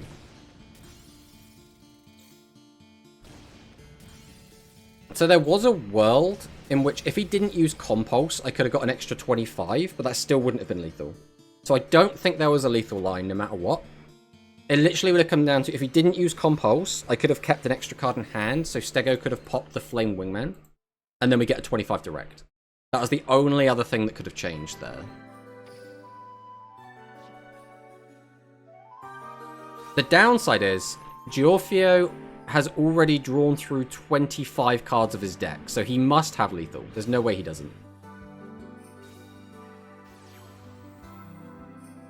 Just not worth it when it costs. Is JOINTECH the new source and your 5th best deck? I think it's decent. I don't know if I would say it's like really strong. I still think it struggles into the best decks. Like, we're still not going to be great into like Light Galaxy. We're still not going to be great into Red Boot. We're still not going to be great into Hero. Like, this deck has been really good into 7s, like Spellcasters. That's kind of it, really. Like, we haven't really been, like, dominant into much. Buddy, we are so dead. Oh, yeah. I'm pretty sure we are giga dead. We're probably dead just to this, but I think he's going to have the Miracle Fusion as well. Okay, he's not using the Miracle Fusion. The thing is, there was no way to win that game. Because if we just set, we lose. And this is something we've noticed. We only beat hero if the hero player is dog shit. I don't think this deck physically has a good way to beat hero. Like, straight up. I just don't think it does. Because they can just turtle. And then we can turtle. But they have a better game to deal with our turtle. Because they don't have to wait for the one of Ancient Gear Golem to really do anything. If Giorgio's cinema, he'll punch the golem. Rip. Miracle was the last card. That's not surprising. It's always the way it goes. Maybe Dark Galaxy with Equip Spell and skill is number 5. I mean, potentially. Tearfing is definitely like a strong skill. It's definitely a strong deck. Alright. Why are you bully Tomato? I really think it just seems so one-sided. I don't really know how you're supposed to play this matchup into hero, because it just feels like there's no good plays. It just feels like if the hero player knows what they're doing, there's just no way to win unless they're like hard brick, which like could be the case, right? They definitely could just brick. Oh, don't be an ad now. Pain in the ass. Well, for anyone that doesn't have ads, we are going to be ending the stream now. We've already started the raid. The ads are just coming at the worst possible time and it didn't give me a warning. So we're going to go ahead and raid Shui. We'll be back again on Tuesday where we'll probably be playing some Shadowverse. So thank you all so much for watching. And I'll see you next time. Goodbye.